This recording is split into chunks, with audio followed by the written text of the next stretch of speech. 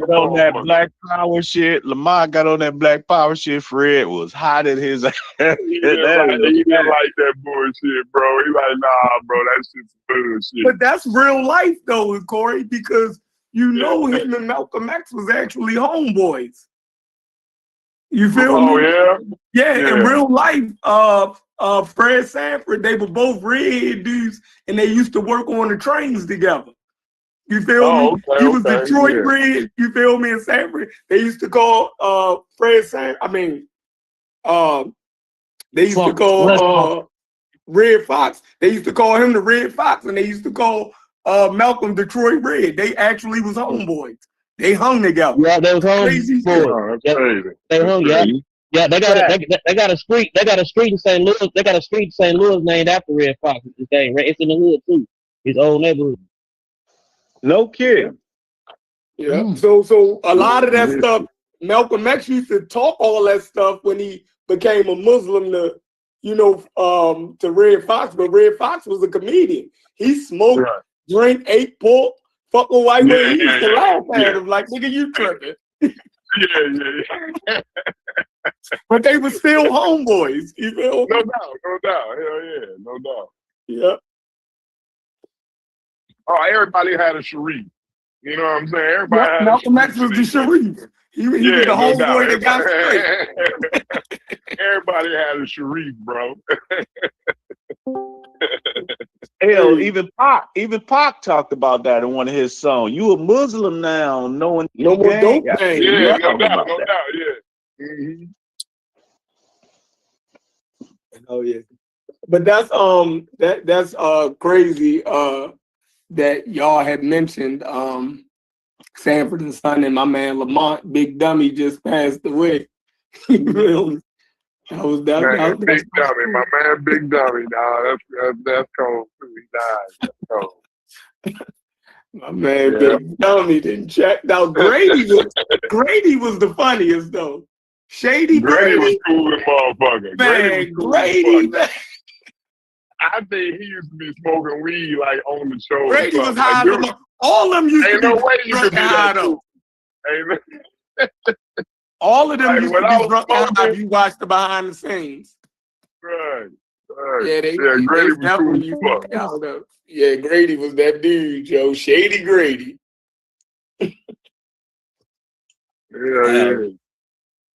Yeah, but they've been on. So the critique on you, Corey, was that you was messing it up with the Levant. You know what I mean? Piece. You were basically calling them, saying that the Egyptians wasn't from Egypt or wasn't from Africa. They was from Asia when you say Levant.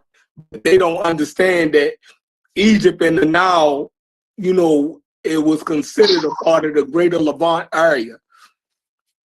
All of these people cohabited and mingled with each other. You dig what I'm saying? Sometimes they call it the Fertile Crescent, right? It's part of the like Egypt is part of the Fertile Crescent. They don't Stop that.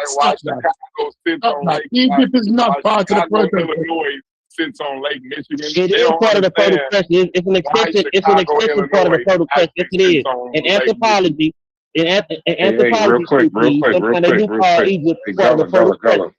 Gullah, real quick. We live, so y'all can yell and all that shit, but just let y'all know we live and try to humble out, let everybody get their little conversation on. Geographically wise, when you come to geography, Egypt is not a part of the Fertile Crescent.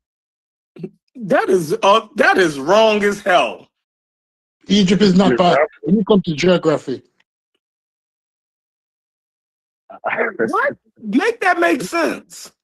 When it comes to geography, where the Fertile Crescent is, Egypt is not a part of the Fertile.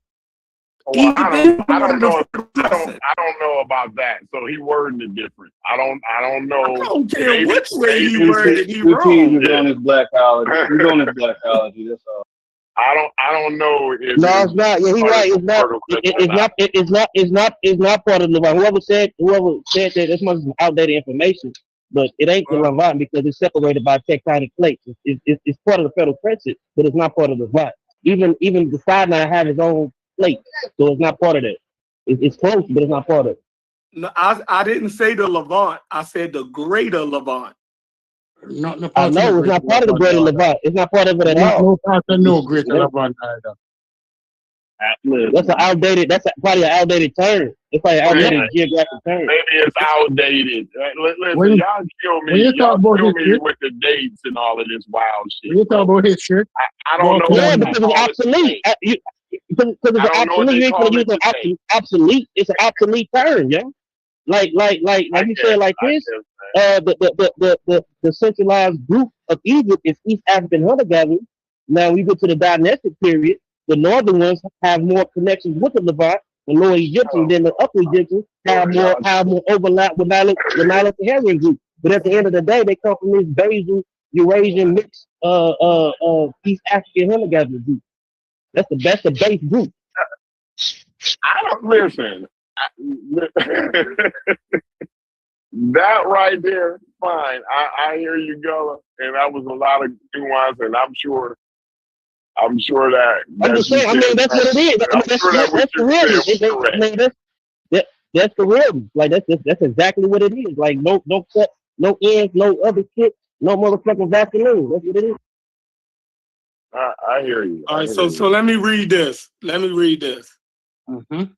All right, the Greater Levant is a historical geographic term for the Eastern Mediterranean region where Africa, Asia, and Europe converge culturally and historically.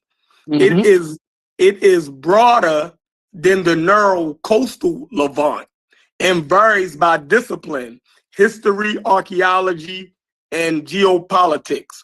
The core areas, almost always included, is Syria, Lebanon, Israel, Palestine, and Jordan. This is the classical Levant, also called the Eastern Mediterranean. The Greater Levant, extended areas, including, depending on context, especially the Nile Delta and Sinai, strong in the Bronze Age and imperial ties. Turkey, Iraq, you know what I mean? Then they say how scholars use the term. In the field, what Greater Levant means in archaeology and ancient history. It says a continuous cultural zone linking the Nile, Levantine coast, and Upper Mesopotamia. You dig what I'm saying? So yeah, I just asked ChatGPT and it said no. I just asked ChatGPT and it said no. All right. Can I got a question for Gullah. I got a question for Gullah. Can I speak now? Can I rebut that? I was one of the first person to rebut it. No, yeah, and then Howard, ask your question. Hold on to your question. Howard. Don't forget it though. Let's please address the read thing, and then but don't forget your question, Howard. Go ahead, stupid. Okay. When we talk about when we talk about the Fertile Valley, one of the places that really get recognized when you talk about is Mesopotamian culture, because Mesopotamian culture evolved within the Fertile Valley. Gullah cannot dispute that, right? That's where it came from. Now, we've always distinguished between Egyptian culture and Mesopotamian culture. So when somebody's including both of them as Crescent Valley, it speaks against what scholars actually say. Part of that is, part of what you're talking about, whether we like it or not, is cultural racism, because they want to attribute the achievement of Egypt also with the achievement of with those places. But when you look at it, when it comes to distinguishing the cultures, they have no problem distinguishing the culture and saying that, listen, this is not that. So how all of a sudden now they're including the Crescent Valley into Egyptian culture when they That ain't what I said. I said the further question. I said it's not part of Levant. I said it's not part of Levant, but it is. Hold on, bro. Hold on. No, Okay, but I'm talking this right guy now. has to hold on when I'm speaking. Hey, you done? You finished? You I finished? wasn't finished.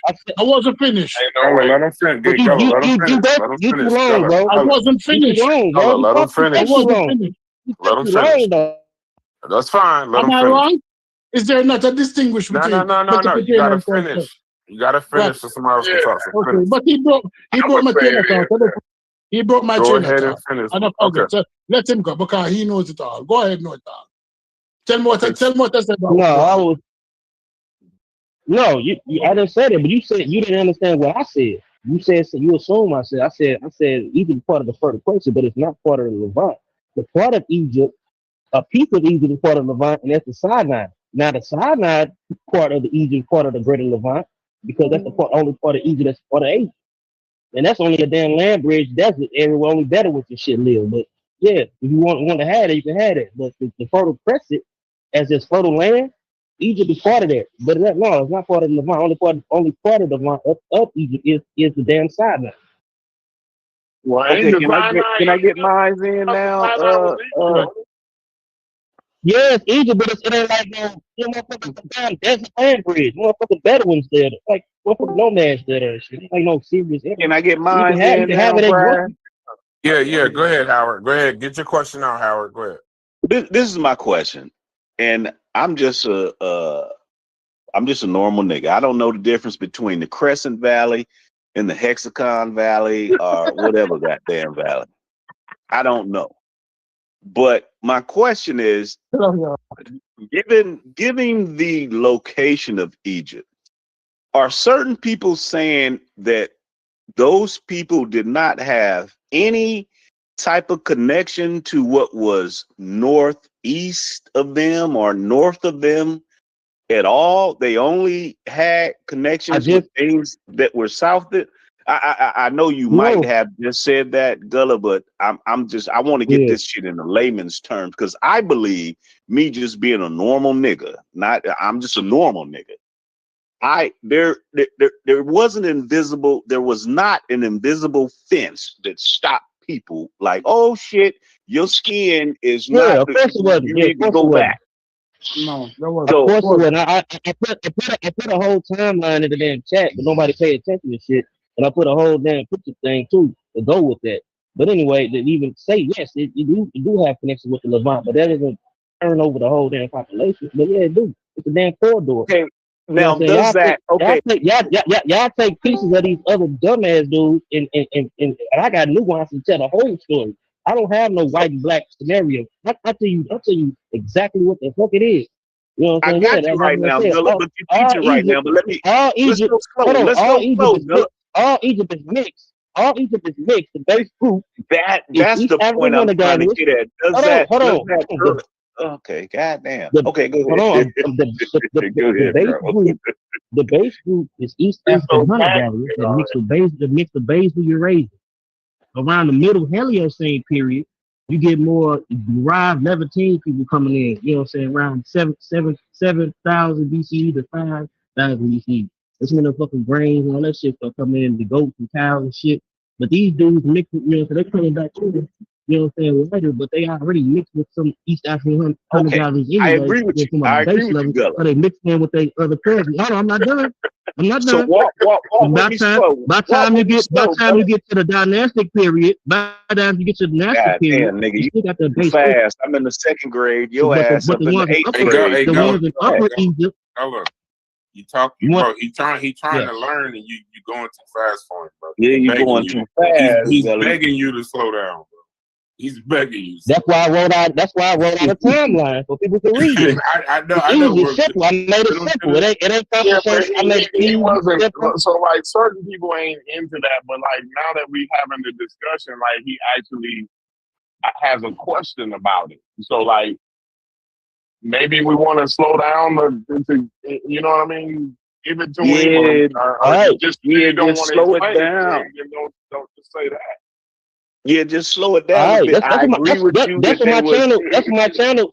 If you go to my that's why it is slow down. That's why I made the chart so people can sit down and just read it. The chart ain't no long read. It's a fucking point by point It got like a PowerPoint thing. It got points. It ain't what like I'm no saying though, Gullah, is paragraph. he wasn't interested in the chart. He didn't even know the context of the chart. But now that we are actually having, I'm saying all the context. No, I'm not talking about the picture. I'm talking about the written out chart where it has the written context. Right. Anything you need I'm not to saying go to you didn't school with. explain it well. Anything you need to go to school with is all there. If you went to school to become a kindergarten, you had the supplies is all there for you to do your homework. No, I'm not saying you didn't. Go ahead. Okay, I got that, Gullah. And okay, you got me agreeing. There was some mixing going on a long time ago from the Northeast, correct? That's just a yes or no, right? Is that correct? Yeah, for sure. Okay. Yeah, from the Northeast. Okay. It's just you got some shit coming in from the Iberian Peninsula too, coming in East Africa. So it's a lot of shit coming in both ways. But the early now the first now mix, with that, the first mix was let me give you a date though. The first mix with these East African hunter Corey, gatherers. go ahead, Corey. I can't get dudes it. I can't get it. Slow down. These dudes Gullah. I'm talking fast? No, it's not that you talking fast. Just listen to me for a second, Gullah. You understand it very clear. He's trying to get it. That's why he said layman. He almost wants you to spoon feed him a little bit if you want to do it. But he's saying like, just you're not speaking fast. You're just giving them too much information, and it's causing more questions as you talk. So maybe just in layman's terms, just walk with me. What part you want, bro? Just walk with me. Yeah, which just walk with me. You know what I'm saying? And teach me while I ask one question. Teach me that question. Don't not all the other. Just the one, so I could take the steps like a pieces of a puzzle. You know what I'm saying? Give me that piece. If I ask you for the piece, give me that piece. That's it, and then I can understand it, and then we can move to the next piece and start making the picture. Gotcha. And so from my thoughts and everything, like I said before, there wasn't an invisible fence that stopped people from mixing and everything. You agreed with that. And also, so those people in the North may have been lighter colored or dark to light to dark or whatever, but they mixed with some other people that may have been lighter. That has always happened since when, Gullah? That has always happened, right? Or no? Yeah. The SL. Well, hold on. Well, it like when I say the early, that's like it come in different layers, yo. You know what I'm saying? Like, so when I say, okay, you start with the East African hunter gatherer. You know what I'm saying? Around 30,000 years in, you know what I'm saying, dudes probably, you know what I'm saying, wavy, the, you know what I'm saying, the curly hair, probably put you in mind of a Dravidian or somebody from India. So not exactly the same. Let me stop you. I just need to ask one question. Why you saying that? When you say dark skin, can we possibly know how dark? Or are you just saying dark for what? Is that known how dark? It ranges. No one population is one skin color. Dark. Go ahead, Gullah. I'm listening. They're not pale. Is he there? They're not pale. They're not like. I'm saying they're not pale. The pale shit ain't even around yet. Right, but when you say they're not pale, if like you from say medium brown to dark brown, you know what I'm saying? Okay, but when you say they're not pale, that's a difference than dark skin. That is yeah, but I'm saying that's different. I'm saying, but if you're talking to a black person, it is dark skin. Well, shit, it's all dark shit. It ain't shit. Dark is dark. Yeah, is it? Like they range from medium to dark. Like what? Were they red boned? Huh? Were they red boned? He's asking for an example. Like when they compare what those people look like. That's what I said. I just gave him an example. I said picture in mind of people from Southern Asia, Indian people, Dravidians, Tamilian, like Not exactly them, but they probably look Use somebody that would know. Like for use like somebody, features, like use somebody that will publicly know. Use an example. Somebody that you publicly. Y'all never seen people from India. I'm not against you. I actually I agree with your equation. I agree with the outcome of everything, but you need to walk me, because when you use words like dark skin, because that could let blackology motherfucker get in like, hell yeah, you damn right. They all, because they equate dark skin with black, right? So when you say dark skin, no. I equate dark skin with black. I see what I'm saying. I'm along the same line. Give me an example of somebody modern. Hold on. Let me put a picture. Let me put a picture in the back there. No, we don't want a picture in the back. We're driving. We're doing stuff now. You know somebody that everybody knew that is popular. Yeah, put in the picture. And you think that their complexion would match that person. Who will look at? No, I'm not doing all that. You don't know people I know. But you're not doing shit. You're not doing shit. You're hiding. You're hiding. You're hiding behind some antiquated pictures. What the fuck are you talking about? Hiding because what? you're asking for a description and you're hiding. Dope. You're asking for a description. You can't I just said people from India. I ain't hiding. Bro, shut up talking to me, bro. Please. What people from India mean? Bro. I'm good on you, bro. What people from India mean? I'm not asking your question. I'm talking because I'm good on you, bro. He said dark-skinned Dravidians. He said what that mean? What that mean? I don't know. I don't know what it means. If you don't know what that means, I don't know what that means. If y'all don't know what a dark-skinned Dravidian look like, you shouldn't be arguing. No. If you can't make it, if you can't explain your point, that a layman can understand. You can simply do it, bro. It's 2000. Everybody stop. He trolling, bro. This nigga trolling. This nigga, you can Google it. You can Google that shit. I don't gotta mail you the picture. I don't gotta mail you the picture of it. You could. It's 2026. You can literally Google the video. Hold on, bro. Everybody mute up, bro. I'm gonna say this one last time, and I love all y'all my brothers, but I'm gonna server mute the niggas that ain't listening, bro. Yeah, one at a time. Even if y'all yelling at each other, do the shit one at a time. We're live. This ain't a back chat conversation. Y'all got 30 people listening to y'all, and it sounds like madness. Chef talk, Stoopies talk, Gullah. Let them sort that shit out for a second. And whatever going on with you, Stoopies don't address Gullah. Gullah don't address Stoopies. I won't address him. Thank you. Go ahead, Chef.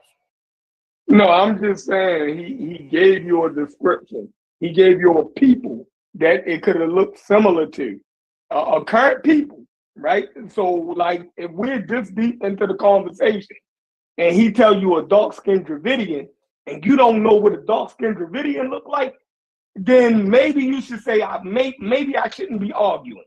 You dig what I'm saying? Like, maybe the conversation then went somewhere where, you know what I mean, I might just need to chill. That's all. All right. That's it. That's all I got to say. All right. Okay, Chef Fred, modern day now. Where are the people, where are the dark skinned, whatever it is, people? They're still alive. They're in southern India, bro. Right. So we're talking about Africans, and we're using Indians to describe them. See, no, we're talking about Africans. He's not listening. He's not even listening. And we're using He's not even listening. I just said a background. He just want to argue, bro. Hey, listen, you can find you a woman. You can find you a woman to argue. Gullah. You can't keep no damn woman. Gullah. Right? You and Stoopies, y'all ain't clicking today. Right? I'm talking to Chef Fred. Chef Fred, imagine that. This dude, man, this dude burnt up, bro. He's so I know, but this is incoherent, and we live, brother. Right. Go ahead, Chef Fred. We hit word online. We're talking about Africans, and we're using Indians to describe. No, that's why I know that a dude never write a paper, because any professor would say, "Why are you using Indians to describe Africans?" That don't make any sense. I went to college. I might have dropped out, but I read many papers. You have never written a fucking paper. I'm not talking to you. Go ahead. Why are you talking to me? I'm talking to Chef. Why are you talking about me? When you talking about me? Why are you talking to me for? Continue. Big ass nigga. You talking about me though? Let's not call names. Stupides, he's using humans No. in a We're talking cue about to Africans describe now. other I'm humans using Indians to Hey, but describe but Stupides, leave Gullah out the conversation. Just talk. I'm leaving him out. I done with the conversation. I'll talk to somebody else about the conversation. Because I'm not talking about anybody who's Indians to describe Africans or Chinese to describe Africans. I think he's just describing humans and No, trying to he's put. describing Because Africans. I asked him when he Egyptians says are dark Africans. skin. Because I asked him when he said dark skinned, and he gave an example Then of the Indian people. what he's taught. Well, that's the example he came up with. Stupides. No, Goddamn, I why you asked him for laughing at that? easier example. I asked him for easier example. I don't want to convolute the conversation.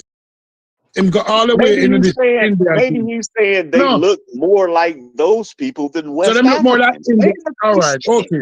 that All from right. him. Howard, you're right. They look like those Howard, people I'm more wrong than and West you're right. Africans. Howard, I am wrong. I'll take my wrong. You're That's right. what he's I will use saying, India. right? I will use Indians Or to describe Gullah, if Africa. you're not saying that, let me know. You saying they look more like those people than the West African? Is that what you're He's saying? saying they look more like Indians. Is that what he's saying? Yes, that's Or what he's not? saying. That's a picture. No, that's the part we're not listening. Hold on. Can you mute him? Can you mute him? Somebody. Can somebody mute this mush mouth ass nigga? Stop. He's Go ahead, saying Gullah, that respond. let me say this.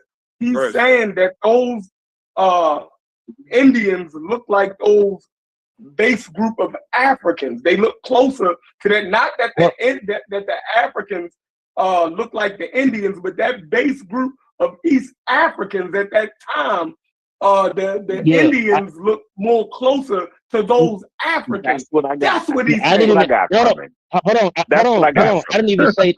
Hold on. Let me explain what I'm saying. Because somebody y'all can't explain nothing. It's only people who never write a third grade man. They can't surprise. This dude like out of control, yo. Go ahead, Y'all need to mute this motherfucking lame ass fucking troll. But anyway, you missed the whole point. What I was saying. I use Indians as a proxy. And what I was saying was you missed the point. I said northeastern hunter gatherers. Before I even said the Indians, I was talking about the Indians look like Indians, some with the Bayesian race that back migrated in and mixed with these Northeast African hunter gatherers. That Northeast African hunter gatherers probably would have put you in mind of how people that are Omo Valley look, Amadic groups or Mosa type groups, like them. You know, that's what I got out of it. You know, them base. I got you. Yeah. So yeah, and this dude's slow anyway, because if he knew fucking genetics, a lot of East Africans got T markers anyway. T markers come around India any damn way. So Indian people come from Bayesian races. That's why they look the way they look in the first damn place. But anyway, them type of groups migrated back into Africa. You know what I'm saying? These dudes, you know what I'm saying, they dark skinned, medium brown or dark or whatever. Wavy, you know what I'm saying? Slick looking hair. Wavy hair. Yeah, and they mix with them. They mix with these East African Amadic looking groups, and then that's the base. And they become the base. They become the base group for a minute. You know what I'm saying? And then you hold on, Gullah. So Stupides doesn't understand that in that area of Africa, they did not look like the other areas like West Africa. They didn't have the same look, right? Is that what you're saying? Right? I'm trying to follow you. Not after 30,000 years ago, the Bayesian races started coming back in, mixing with indigenous African populations, like Amadic. Like if you know what an Amadic dude look like, if you look at the Hamar or the Ari, you know what I'm saying? In East Africa, not know what a Hamadic nigga is. You gotta see. No, Omadic. Look up people of the Omo Valley. Yeah. Did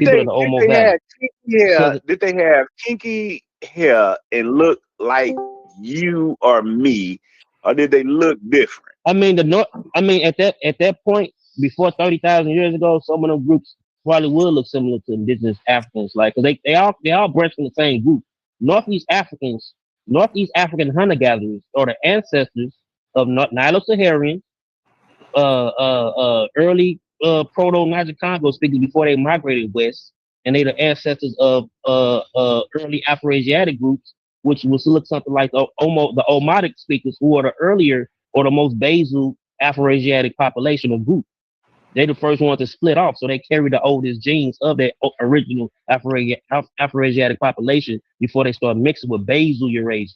I'm just talking about basal Eurasia. I didn't even get into the more derived West Eurasian groups. You know what I'm saying? We get to the Tupians and the Levantines. I didn't even get into that because motherfuckers keep opening their goddamn mouth up. Hey, real quick, Can you pause? Hold on, Howard. I want to address a comment real quick. Y'all got people commenting on this, what y'all saying. I'm trying to do as best I can. So it says Sri Lankan and Indians, some of them are dark skinned, but yet still they do not see or call themselves black. Stupes just contradict themselves. Stupes said anyone with dark skin is black. So that's not true. I didn't say that. Okay. I never said that. Just clarify. Take 10 that's seconds the to most clarify. moronic thing anybody could say. I've never said that. Okay, well, we live on Chef comment in there because they responded to what you're saying. They hear everybody, but they responded. I wanted to ask Chef. Look, Chef. You need to teach. See, I'm the layman in here, Chef, and I probably represent some of the people that are listening, Chef.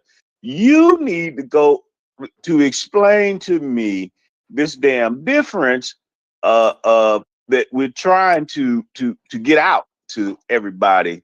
Like, these niggas didn't look North, or they didn't look West African. They weren't kinky haired, darker people. They were what, Chef? Because I need the layman shit, Chef. Because Gullah is doing his. They look like Indians. I need that. No, that ain't what I ain't say. All of them look like Indians. I said when the Bayesian Eurasians mixed in, when the Bayesian Eurasian dudes look like Indian and shit, and they mix into an existing population. It's like you don't get it. It's like it's slow. And then the Omotic. I ain't talking about you, Top. I ain't talking about you, bro. But I'm saying look up Omotic. Look up the Hammer people of southern Ethiopia. The original group, the Northeast African hunter gatherers, look like them dudes. Them dudes are kinky hair. These niggas look dark skinned, like with a perm. Like if a nigga got a perm, they look dark skinned with a perm. No, listen. No, you're not listening, bro. No, you're not listening. I'm trying to describe to you. I'm trying to describe to you a population encountering another population. So you got two different looks. I ain't saying everybody look like, you know what I'm saying, South India. I'm particularly talking about the basal Eurasians. They came in and mixed with Omotic type groups who are indigenous Africans. You know what I'm saying? They look distinct than West Africans, but they had their own look. You know, it's like when you say Sub-Saharan Africa, everybody got their own look. Nilo-Saharians, Niger Congo people, and the base Afro-Asiatic. So hold up. So an indigenous African got his own look. What look is that? What's that base look? This different ones. But no, he said the indigenous Africans have a base look. What is he talking about? There's many different indigenous African groups. What are you saying? Like, yeah, but all of them. I'm trying to. You gotta listen. You gotta listen, bro. I'm saying all of them. Like but the one I'm just saying that just to give you a mind that it ain't just one look, but this particular group that I'm talking about, the ancestors of Afro-Asiatic group. Okay, you're talking about a specific group. Because when you say indigenous Africans have a specific look, that's when Stu P's gonna come in and he gonna get you. He gonna dog you. If you saying that indigenous Africans have a specific Stu P's, that's his way in the door.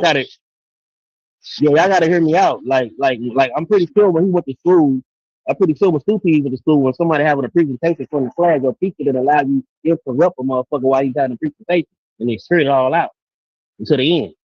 But anyway, what I was saying was like this particular group is the Proto-Afro-Asiatic group. These Northeast African hunter-gatherer groups, they will look something like Omo Valley people from Omo Valley before they mix with these Bayesian Eurasian group dudes that look like South Asians or Davidian type people. Okay. After them dudes mix up, after these dudes mix, you get the typical East African look, like Horners, like you get that look. I got you. What I'm saying? and then to around 14,000 years ago, out of So their these population. niggas looking like red bones then. Cause I've been to Spain. I've seen people from Morocco. Look like this and that. they looking like Nipsey Hussle. These dudes look like Nipsey Yeah, Hussle. they look like red bones. I ain't gonna lie. You know, they look like red bones. Yeah, but they can range too. They could be dark. But they can still have those aquiline features, curly hair. But they could be dark, medium brown to light. You know what I'm saying? Or a little bit light, not extremely light skin. You know what I'm saying? Because SLCJ is not even there. And then around 14,000 years ago, that's the population of people you talking about that were in Egypt, right? Looking like that, right? Or no? Yeah, 30,000 years ago, from mixing with these two populations. Okay, you talking about some red bone looking niggas that may have been dark or light, but and it ain't everybody though too. Like don't think like just because a group mix in, it don't erase every damn body. Yeah. I got you because everybody ain't the same. Dudes, I got you. You got the in between, and then you got the the two extremes. I got you. Know what I'm so saying? why does Stu Pease disagree with that? Now that's my question. I don't know. Let me answer. Let me answer that now. I'm not. The timeline not done though. But you know what I'm saying? That's fine. Go. Let's do P's answer. Go ahead, Stu. Okay. I am not saying that there was never any mixing. This is it. When we do history, the history with a map of the world. Now, Howard, I wanted to envision a map of Africa. And then I wanted to envision, small it down to East Africa. We're coming from the Nile, just from Lake Victoria up to the Delta. Right? I'm with you, brother. I'm with you, brother. Right. From Lake Victoria up to the Delta. And then we're going to go from the Delta to Eurasia, to the Crescent Valley. We're not going as far as India. We're going to the stands, to the nearest stands. You know the stands, Pakistan, Afghanistan. We're not going as far as Pakistan. Okay. We're not going as far as Afghanistan. Right? That's actually pretty far. That's actually pretty far. But that's actually pretty far. And then we're going up to Europe, right? We're not going as far as, we're going Spain. We're not going England. Oh, right? That's close. Spain is close. Right? Spain is really close. We're going Spain, right? No, envision that part of the map that I just But pictured. you know you just went from Northeast Africa to Northwest Africa. All over the place. No. We don't get it. I am talking about. You don't know what exactly. You don't know what exactly. Listen. Can I finish speaking? Can I finish speaking? Pause for 1 second. Don't go on mute, but pause for 1 second, Stu Pease. Finish, Chef, and then Stu Pease respond. The niggas said Pakistan and Spain. I said I'm not going that far as there, sir. No, you ain't hear nothing I said. You ain't hear nothing I said. You know why I'm using that. Finish listening. Let him finish talking. No, let him go. Yeah. The reason why I use such a broad. Y'all can have this shit. Yeah. The reason why I use in such a broad area in terms of Eurasia and Europe is because I'm going to look at back migration now. No, we know how the Nile flow. The Nile flow from geographical south to north. So you don't went from Morocco to the Nile? Yeah. Because I'm saying that people coming into Egypt, and they're coming into Egypt from all directions. I'm going on mute. Right? People coming into Egypt from all directions, not just one direction. Because within Africa, you had migration. You had people coming from the south up to the north. Him cannot deny that. But when, according to his description of migration, he mostly emphasized on migration from Europe and Eurasia into Egypt. He's not talking about migration from Europe. I didn't say nothing from Europe.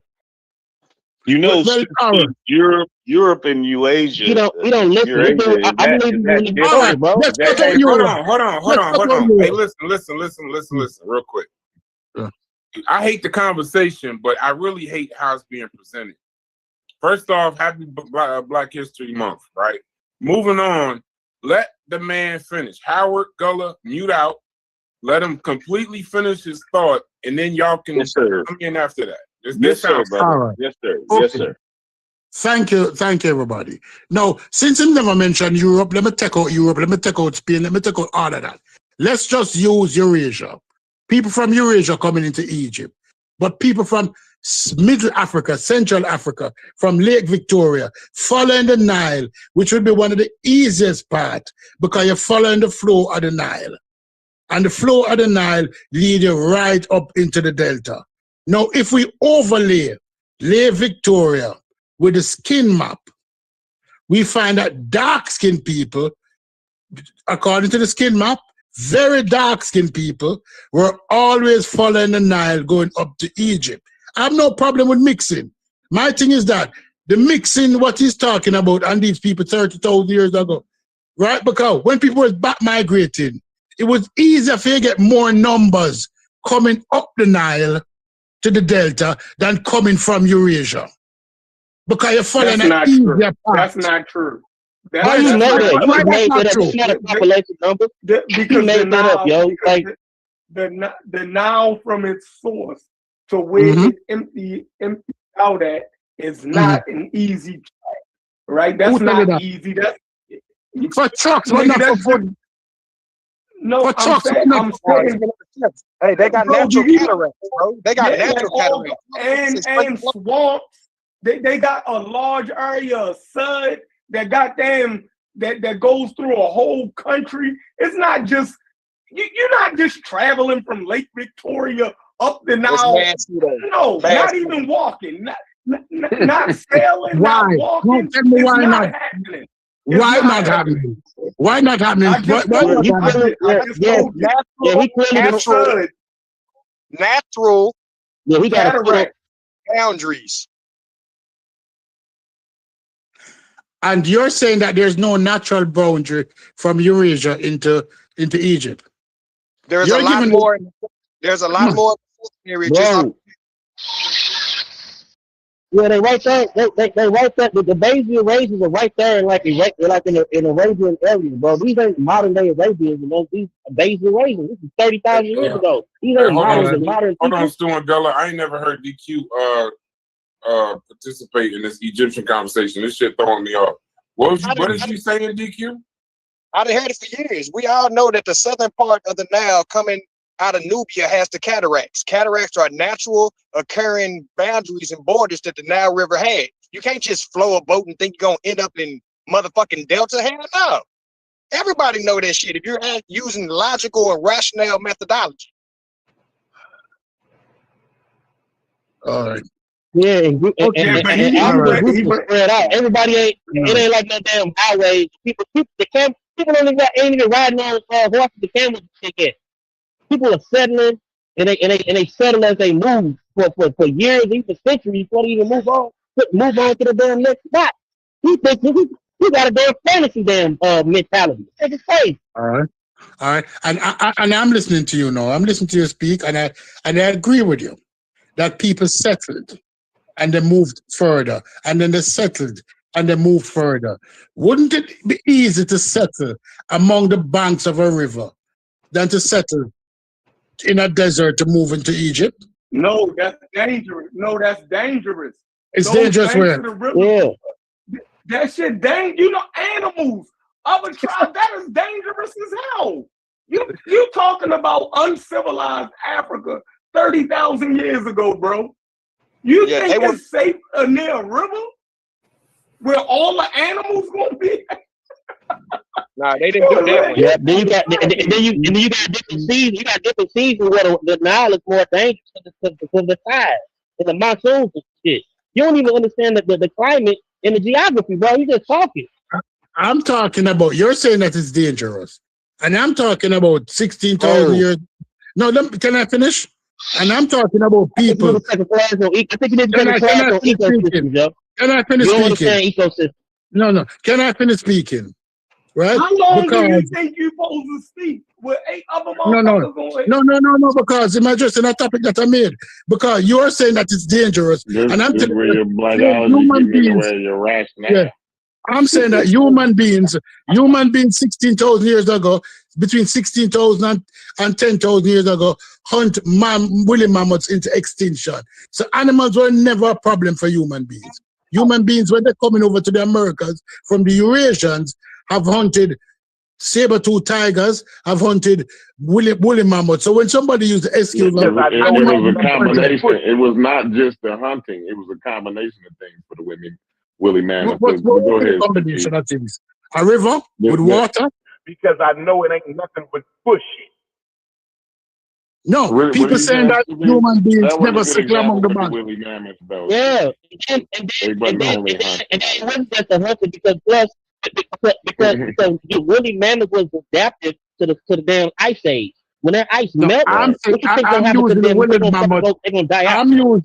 I'm using the woolly mammoth and the I'm saying, saber-tooth tiger but it's and the not just grizzly the bear hunting. and the They polar were bear. dying out because the ice. They were dying out because the ice was Nope. fucking melting. Human beings They hunt them to was extinction. adapted to that. Bro, you don't even, bro. I'm not talking to a dude that don't understand evolution, bro.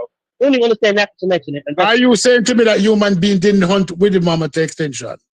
He didn't say that. They helped it go. They helped. We're not even they was on talking their about. way We're out. not even No. talking about I'm that. talking But about they helped dangerous it speed it animals. up. You Now brought humans helped you speed brought it up up. dangerous animals, How did we and I'm get telling from you that the humans have always encountered dangerous animals. One of the most dangerous animals in the world is a polar bear, and human beings have encountered the polar bears. So along the Nile River, you have crocodile, you have hippopotamus. It's deeper than this conversation. You literally see, everybody see it's something literally wrong with this dude. Like something like mentally. No, I don't think it's nothing mental. I've seen this in Blackology or these Egyptian conversations where motherfuckers get dug in on a point, and even if the entire room is yelling at him, at this point he just defending himself from y'all yelling. He probably No.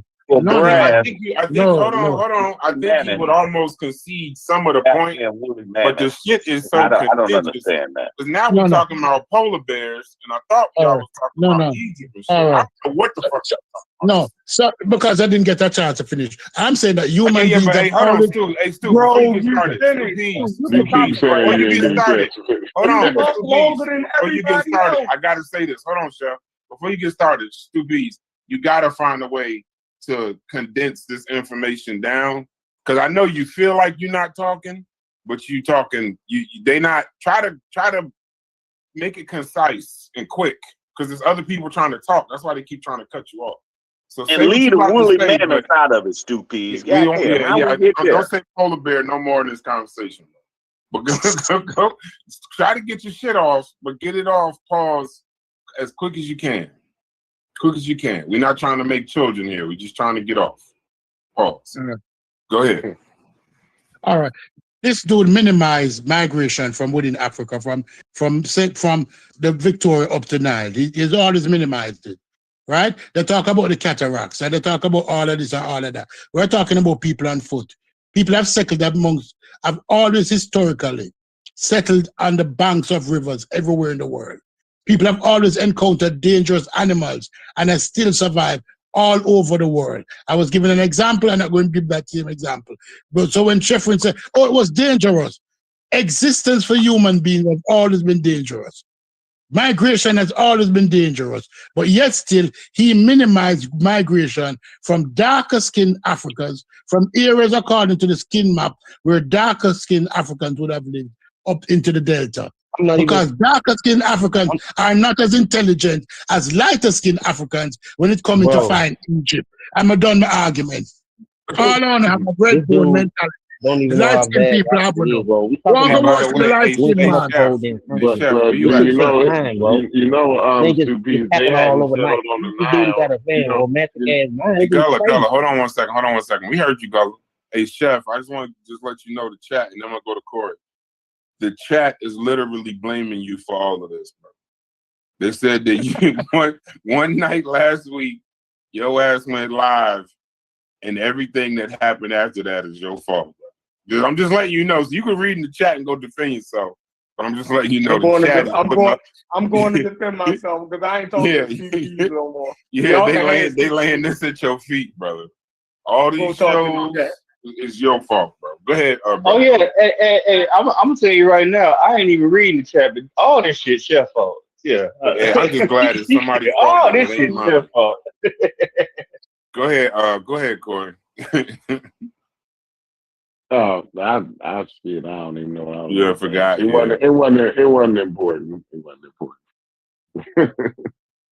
You know what I find Go so ahead. fascinating about this conversation is that y'all, the ones that know, y'all just as bad as the ones that don't know. Because Howard is trying to figure some shit out. And the way y'all explaining, you're explaining it almost like a diss record because he don't know. So you calling them dumb without calling them dumb. But then all the ones that know, y'all have no agreements in this conversation at all. Like none. Y'all can't agree on, or y'all the smartest people in the room, let y'all tell it. But y'all can't agree on water and ketchup being red. So at some point, if the Egyptians is black, if we, or I don't fucking know, if the Egyptians is black or they ain't black, I'm trying to figure out what is all the auxiliary shit about. Is it to prove Egyptian ain't black or is black, or is this a whole nother conversation y'all having? Yeah, You know, I y'all had no said idea. polar bears and I woolly don't mammoths. know. I don't know why I don't know, bro. with the Egyptian conversation, and the reality goes out the window and shit, and it'd be all kinds of. Everybody be talking crazy, about all bro. kind of other shit. Yeah, me and Howard was on the right track, and we talking about Northeast African corridor. We ain't talking about the rest of damn lake and all the other shit. Like, you think Africa's like damn Smurfland? Everybody the same? Everybody getting mixes and got different stories. Like, we got different reach with different stories and different gene pools and different contact points. Everybody ain't getting Eurasian admixture at the same damn time. Like, what movie this nigga's looking at, bro? Like, We on the same page, Gullah. We on the same page. I'm tracking with you, brother. Yeah, y'all on the same page. All right, so it's stupid. But is it about? But is this? But I heard woolly mammoth and polar bear, and I know we was talking about Africa. So my question is, are y'all having an Egyptian is black conversation or something else? That's what I'm asking.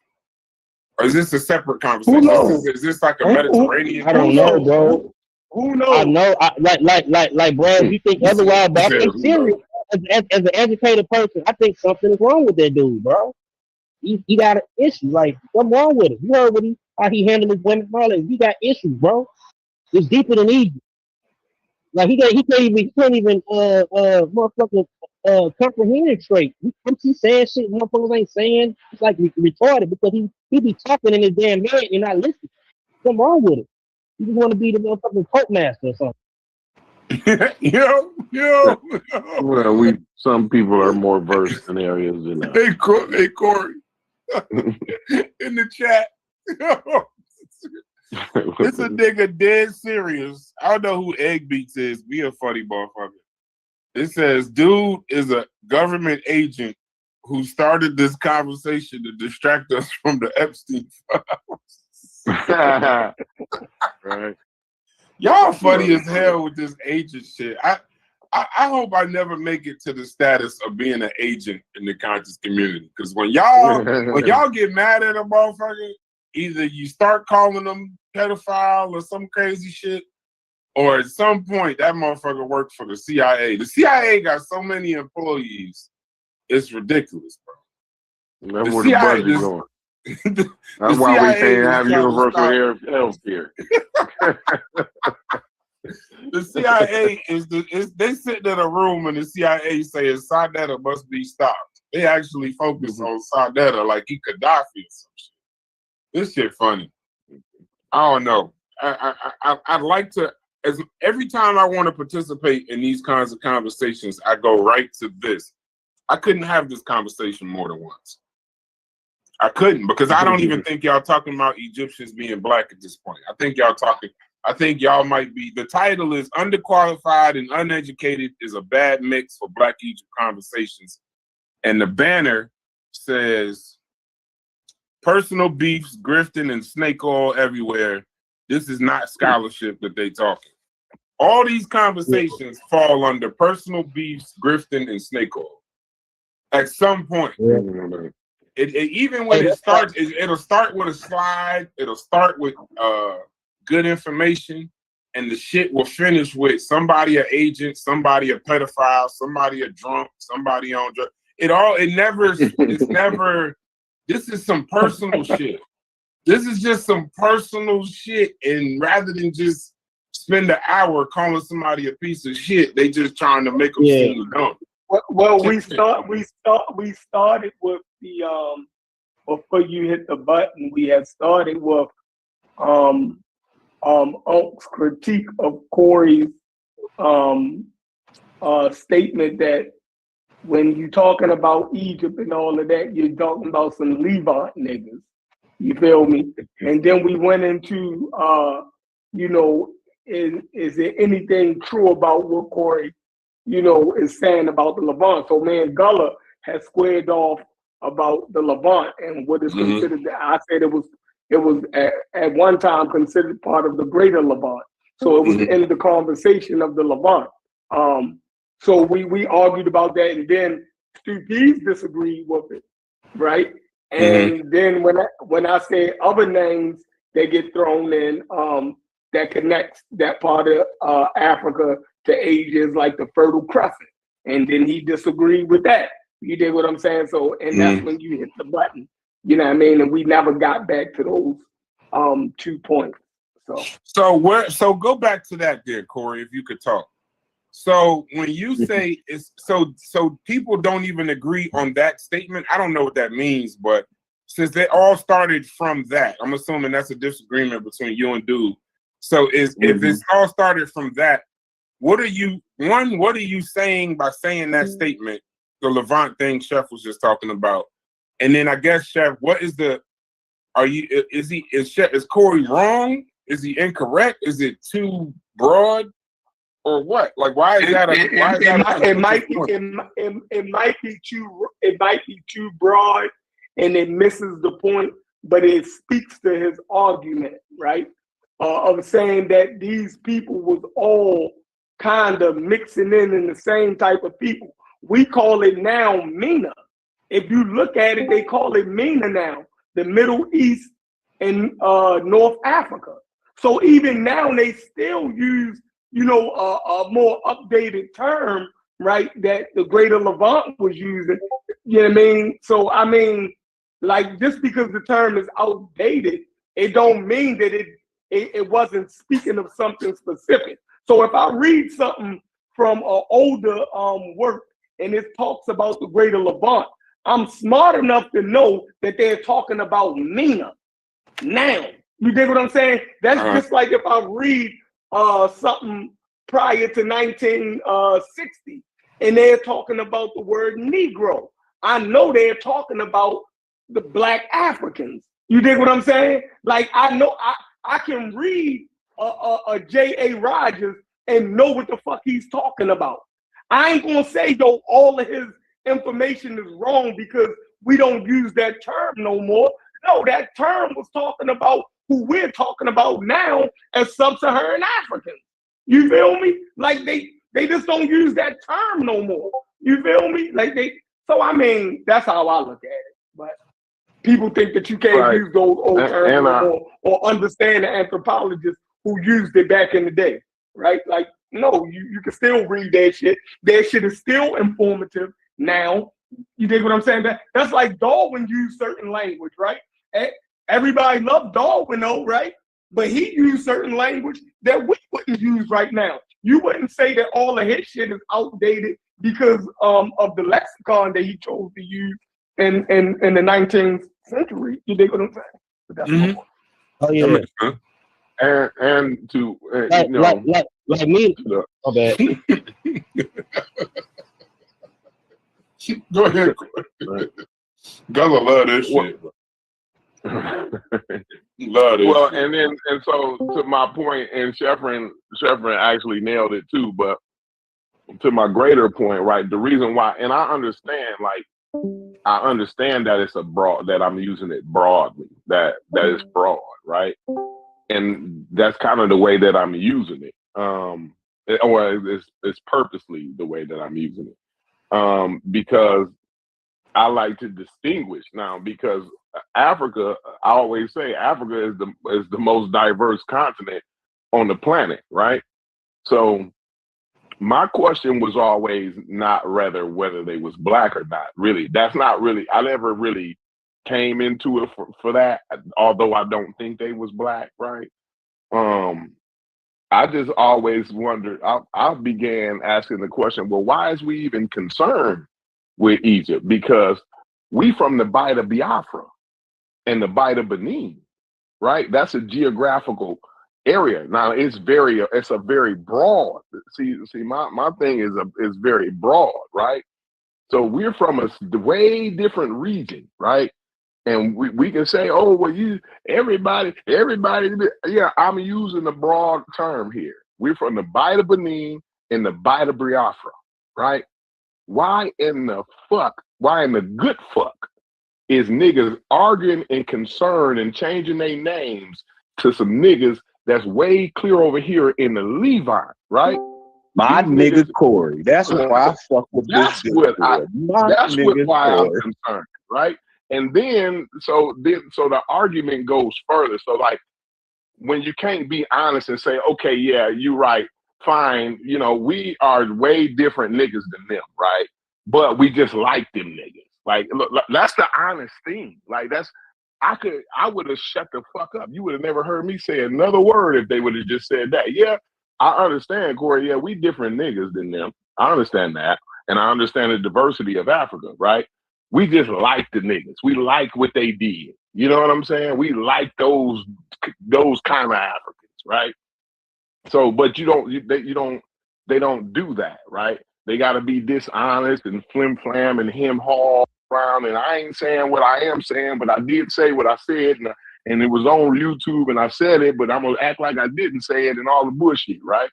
So then I go even further, and it's like, bro, like these people, they were Mediterranean niggas, right?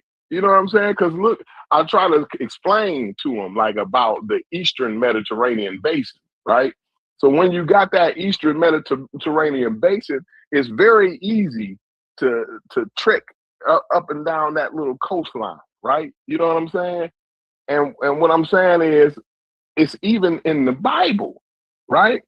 That's why I was always saying, like, they even biblical, like these are y'all claiming, right, to not be with the Bible, and y'all love Egypt so much, right? But these would have been the same kind of niggas. They would have been the same niggas, right? All these niggas in the Levant is running back and forth, making love, making babies, falling out, falling in war, conquering one another for centuries on end, right?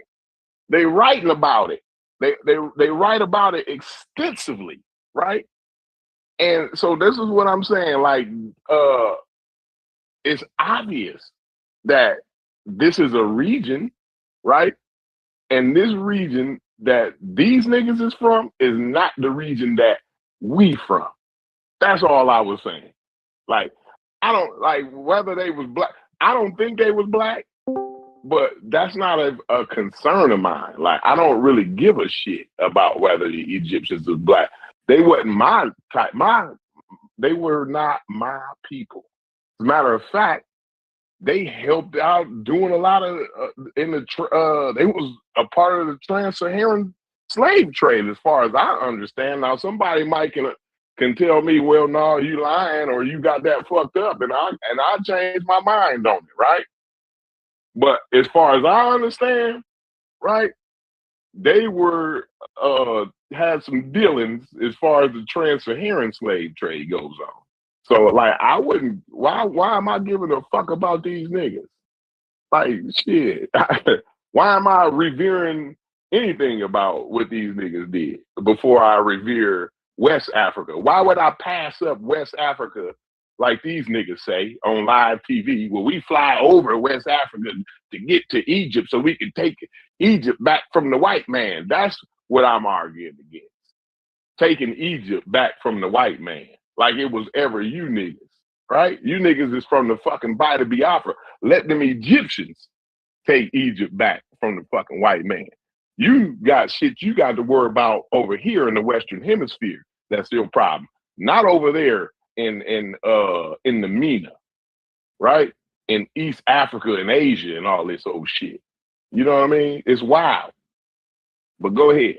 I think an Egyptian would have looked just like Jesus, right? And I think Jesus would have looked just like a goddamn Palestinian right now. But if that's what y'all, if you asking me what I think, what the ancient Egyptians look like now, because that's what we're talking about. What the ancient Egyptians look like before you get, because everybody want to talk about it was a Ptolemy period, and all these white folk came in, which I don't think they were like pale white anyway, but that's a whole nother topic, right? But what I'm saying is the Egyptians, right, would have looked no different than what you see in Palestine and that Levant area, the goddamn Sinai Peninsula and all this old area, right? They wouldn't have looked no different. I don't know why they would have looked any different than the motherfuckers that's there now. Like, I agree with Corey. Maybe they would have been a little darker. I think they would have been darker, right? They would have looked just like the motherfuckers that's there now. I think they would have been darker because they would have been more outside than the modern people today. You know what I'm saying? Like they didn't have houses and air conditions and cars and shit like that, right? So even those Palestinians would be darker than they are today. You know what I'm saying? So that's all. That's my ignorant spiel on it, right? I'm saying I would say a few of them would have been darker from having sex too, and having offspring with non-Saharan and other African groups. Absolutely. But you had range though. Yeah. You had range though, and that happened more often in upper Egypt, and then lower Egypt you had more Levantine. You know what I'm saying? You're raising back migration ethnic, but that base group that I was talking about at the beginning, that first mix, you know what I'm saying? That always, you know what I'm saying, remained there. You know what I'm saying? Even after the mixing is coming later, that base group is the foundation of group. Yeah, I don't understand why we always be talking about like 40,000 years ago, because they don't really give a damn about. No, who gives a damn about 40,000? What they give a damn about is the pyramids and the kingship and shit like that. You know what I'm saying? That's what they give a damn about, Gullah. Let's be honest. Am I talking shit here or what? What these niggas give a damn about is not this Basil motherfucker who left out of Africa, 50,000, 70,000. They don't give a damn about that shit. That's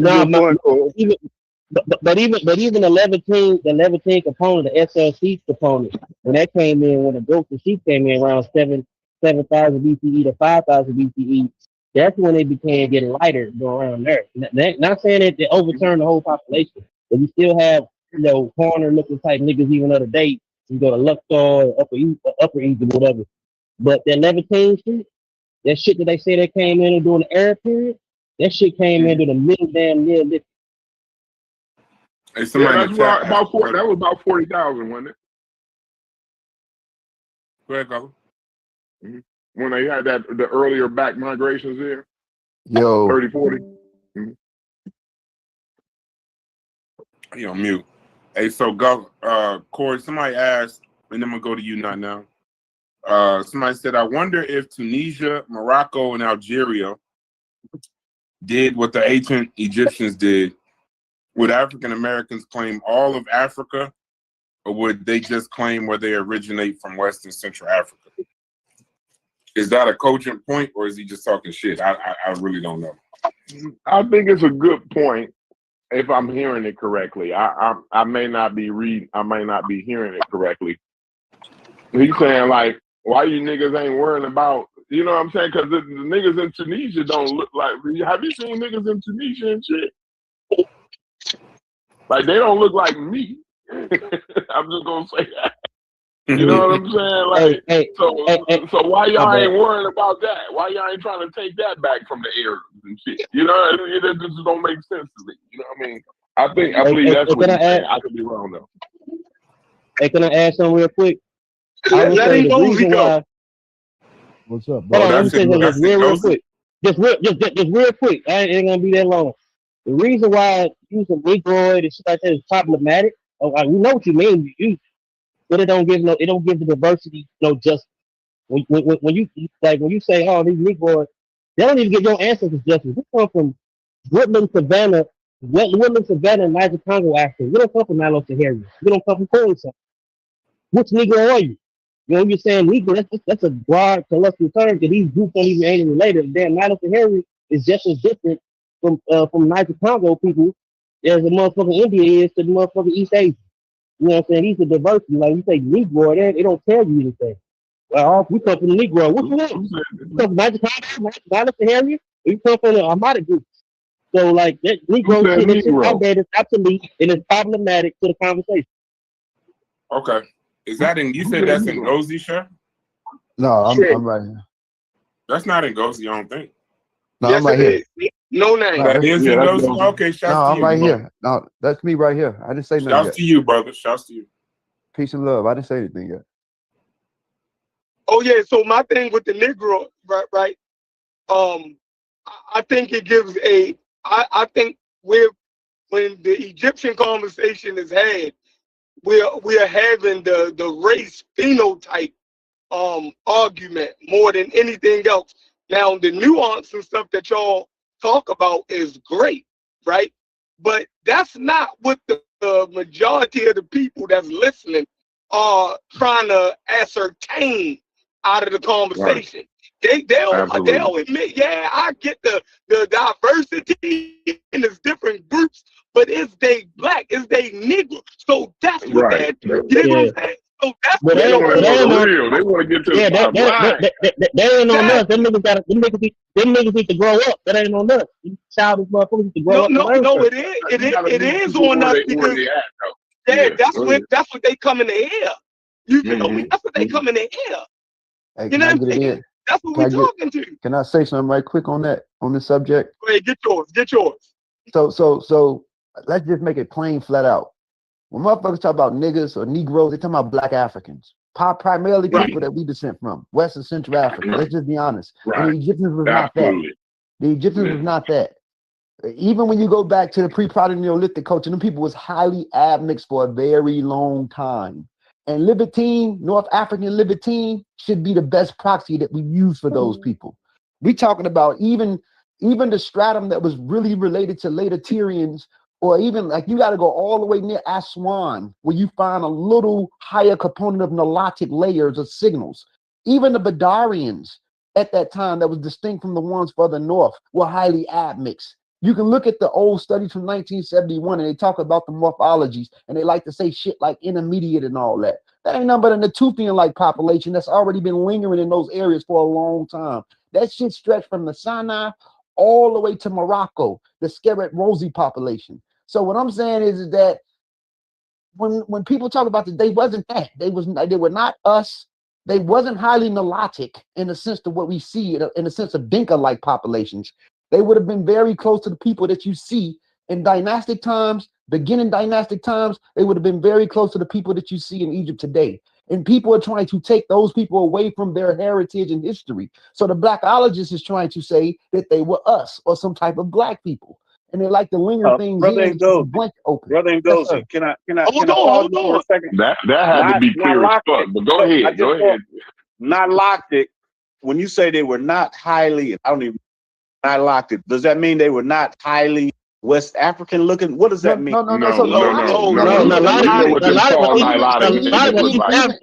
on. Let me just say this. I didn't know. Let me just say this. Nilotic isn't one population. So Nilotic is just groups of people near the Nile. Some people think Nilotic, they're imagining Dinka or Nuer type people.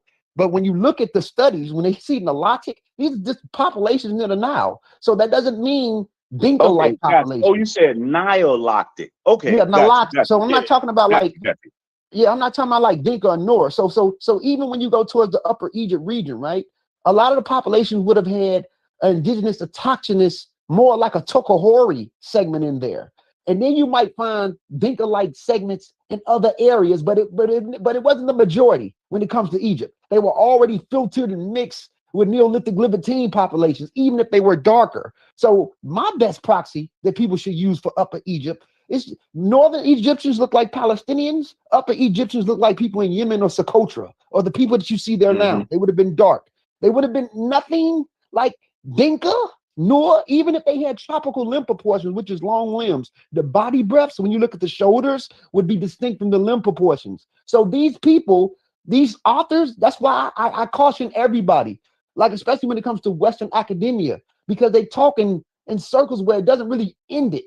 And it seems like they're trying to keep a confused thing going between white and black, and it's not white and black, it's bullshit. So Western academia keeps a filter, but the truth of the matter is the modern Egyptians are the descendants of the ancient Egyptians. They are not Dinka, they are not Noor, and even when you look at terms like Ethio-Somali, like that phenotype did not start in the Horn of Africa. It started in the Egyptian Levantine area before even going down there.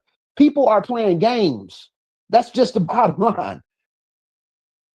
Yeah, hey, that was a good rundown. And I was saying, they didn't let me finish my rundown because the Sufi must not fast interrupt me. I was going through the whole damn timeline. You know what I'm saying? To break it all the way down. I got a question for Brad when you get done. And all this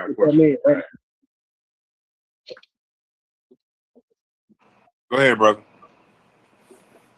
No, was you done, Dylan? You was done saying what you saying? Oh no, he went on mute. He went on mute. Oh, okay. Hey, listen. I wanted to know now what Ngozi said right there, because this is what I be wanting to know.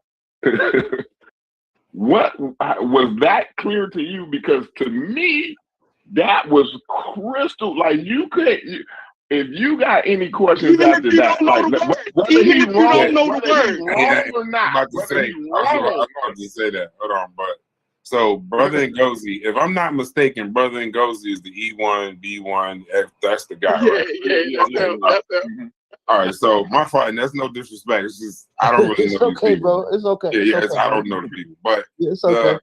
I don't understand the terms or really like, but it's very clear as far as as a layman. So if I did understand the context and everything, I would be more clear. But not knowing anything or even caring about the conversation, that was about as clear today as I've heard this conversation. So yeah.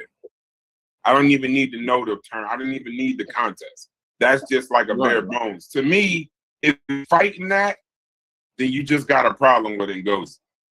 You don't really like it. Ain't, you know what I'm saying? Like it ain't really. You're not even having this conversation. You just want to fight. So, hey, Brad, you're right, bro. I'm a layman like you, and I've been listening to Ngozi for years, not understanding. But he answered my question, and yeah, it puts everything into perspective. Yeah. He knows who they are. He knows. So yeah, I'm with him. I'm with him. Thank you, Ngozi. Thank you, Ngozi. Ngullah too. Thank you. Yeah, too, I think what Chef said though was important, that when everybody's trying to be so specific and so like overeducated with no education, a lot of times they just miss the point of like people just want to know. Like it's something specific. Like I just want to know, not all the other stuff and this, that, and the third. I just want to know. So if you explain it that way, it's more clear for like the audience to listen to. Yeah, not only that. You know what? All I was saying was even at the base level of them 30,000-year-old, even before 30,000 years ago, when you get that base level of them motherfucking East African hunter-gatherer group, them motherfuckers ain't even them my cousins. We took them a sister breast of them, and them ain't even Nilo-Saharan. Them a whole different distinct African indigenous group.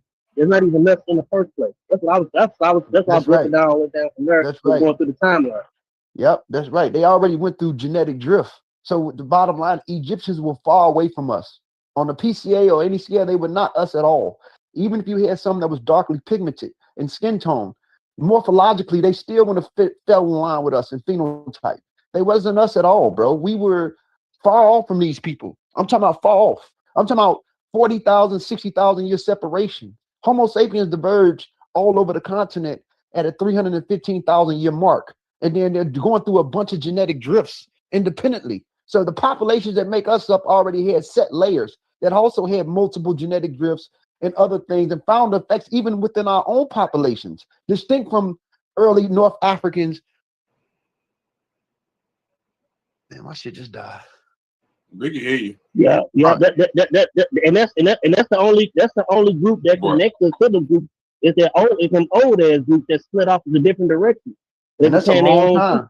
That's a long time. Yeah. We us, West Africans, Nilo-Saharan, and Proto-Afro-Asiatic groups all split from a Northeast African hunter-gatherer type group, that had their own diversity and split in different directions. They became other people, mixed with other people, became different groups.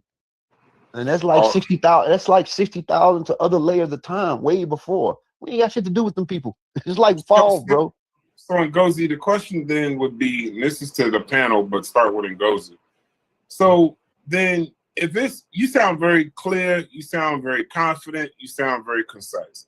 So if it's that clear, if it's that confident and that concise, what about the other argument on the other side of this makes it even like a conversation?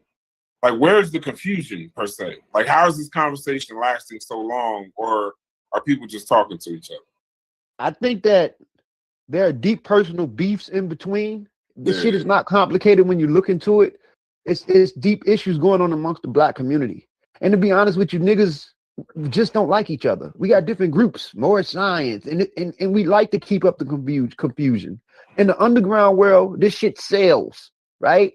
It sells. People want to keep this shit going. Most of the people don't even believe half of the shit they say to themselves, right? But they have to keep this shit up going. I mean, they have to keep it going. I mean, once you look into this shit, bro, it makes sense. And then it's like when you fully understand human evolution, or you fully understand biology, race shit get thrown out the window any goddamn way. It doesn't even make sense when it comes to the idea of race. When you fully understand biology, it doesn't make sense. Yes, we have our difference in variation and traits, which is independent for different groups of people for certain regions, but it doesn't separate any Homo sapien from being a separate species or even a different subspecies. Homo sapiens sapien is only one surviving type of us that exists today, even though we have variations within our Homo sapien family, but it doesn't separate us. So when you fully understand evolution, or you fully understand biology, none of this, the conversation is good for entertainment, but there's a deeper issue going on if you really look deeper into it. And then when we get closer, it's better to say straight flat out, Egyptians were not Negroid. When we talk about a Negroid, from layman's terms, we know what a Negroid is. We're talking about Black populations. They were not Ghanaians, Yoruba, Igbos, not even Fulani. Anything south of the Sahel or near the savannah populations, they wasn't that. And that's just a fact, bro. Plain and simple. They wasn't So that. when- They were North African Libertines. That's what they were, North African Libertines, and that's been a shared consistency. That's been a shared consistency between North Africa and Levant for 23,000 years. So the best term is MENA, Middle East, North Africa. That's it. Shared affinities. That's it. So when we say that when we say that it is personal beefs, because even if the conversation on one side is so clear, the only reason you really could be talking to the other side is you really kind of sort something out, something personal, or it's entertainment. You grifting, you trying to sell something, but the conversation is essentially not really like a academic conversation. It's more like an entertainment conversation. It's entertainment and personality. Personality, basically, if it's basically people don't like certain personalities. So if it's coming from this personality, they don't like a lot of people don't like Ngozi. That's okay. That's a character. So some people, they don't like that. That's fine. But it's a personality thing. So it's not about the information. Yeah. It's nigga, I don't like you. That's what the bottom line is. Yeah, I can dig that. Yeah, and that's what it is. Like Brad. I can dig that. Like Brad, I clearly gave that dude an example of the Bayesian Eurasian, and I gave him a modern proxy of what the people might look like. And he acted like he didn't know what the people look like, and he probably seen the people 1,000 times before. Acting like you got Google, yo. If I say it well, let's just Google it. You got ears and fucking thinkers and shit. Like, come on, bro, it's 2026. No, it's not that. I wouldn't classify Stu Pease as goofy. I would classify Stu Pease as this. If he don't like you, it don't matter if you say today is Monday. He gonna find a way if he feeling a certain way that day. Like he's around people he don't like all the time, and he don't say nothing. But if he feel like today is gotta be that. To me, yeah, but my perspective, that's goofy. The dude added me on Facebook to ask me to learn some shit, and then he said it, and all he did was motherfuckers try to disagree and try to argue and debate me and shit. So dude, weird, bro. These motherfuckers, a lot of these people be weirdos.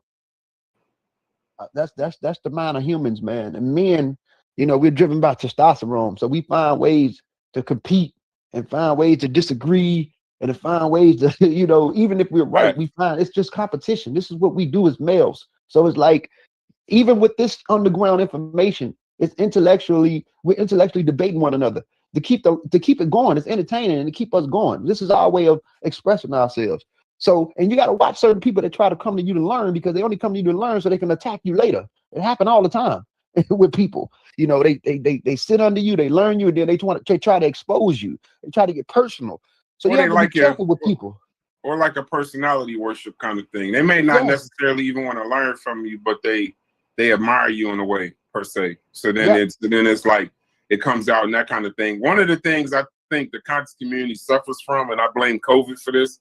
I don't know what they did before COVID, but I wish that the majority of these conversations could take place face to face in the same room. I think the conversations would be less contentious. I think they would be less threatening, less name. I think some of that would be out of it. It was like you said, being led by testosterone. Online behind a keyboard, you could be as gangster as, you know, whatever you play on Grand Theft Auto.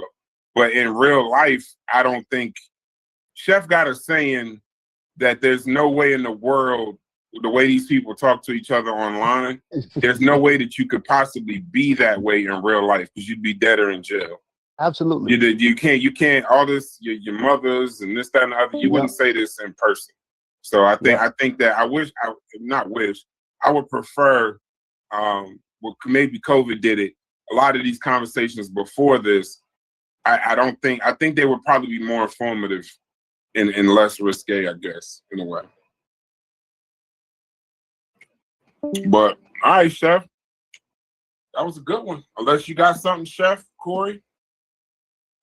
Corey got his point out. No, I mean, I think everybody reiterated. You dig what I'm saying? So it's best to try to understand what a person is saying versus, you dig what I'm saying? Like, I just don't attack a person point because I don't like the word or language that they're using. I'm trying to understand what they're saying. You dig what I'm saying? So like when he said 11-10, everybody kind of repeated, you know, in their own way, but it all equals out to the same thing. Middle Eastern, North African, Mina. You dig what I'm saying? Like, so it all, you dig what I'm saying? So, you know, but being blown out of proportion. Chef, Chef, is this a new understanding? Are we just now getting on something that was already known, and we went levels? Already known. We had to go through levels to get to here right now. Exactly. Yeah. But I'm sure Corey never read no shit about it. He just off of just looking at a map, he kind of, you know, still said the same thing that the experts were saying. Just by looking at a map and a basic understanding of history, he kind of figured out the region itself. You know what I mean? From listening to the conversation, he kind of put it right where it was supposed to be at. Right. Like, it's not that complicated. It's logic and common sense. It's logic and common sense, bro. Yeah.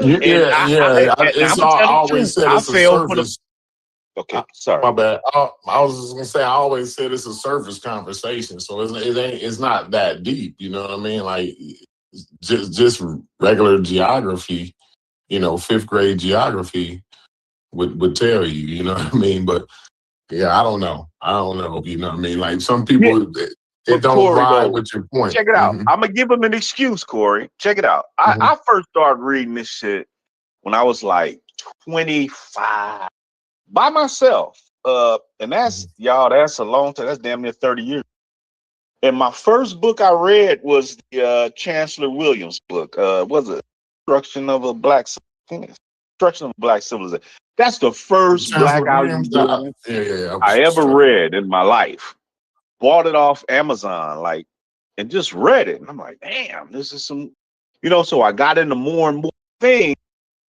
Then I kind of got to figuring out that, damn, these niggas are making something what it is. What you say when you just look at basic geography, you can't tell me that a motherfucking Egypt thousands of years ago didn't go up into Iran and Iraq, and tell me that. Why wouldn't? You can't tell me that nobody came down into that. Like, you can't tell me that, bro. So that's when it kind of, I started changing my own thinking. Really just trying to use, I'm not Gullah, I'm not Ngozi. They can go at another route. I'm just looking at it from common sense and, well, wait a minute, man. Y'all been telling me make good sense, because I'm just looking at this damn map, right? And there's no fucking artificial fences up keeping people out of certain areas. So yeah, go ahead, Corey. That's just kind of, my own little story in a short synopsis there. Yeah, no, I can't do nothing but be repetitive. I mean, everybody done heard my stance on this Egypt thing. They done heard me say what I said earlier like 7 million times.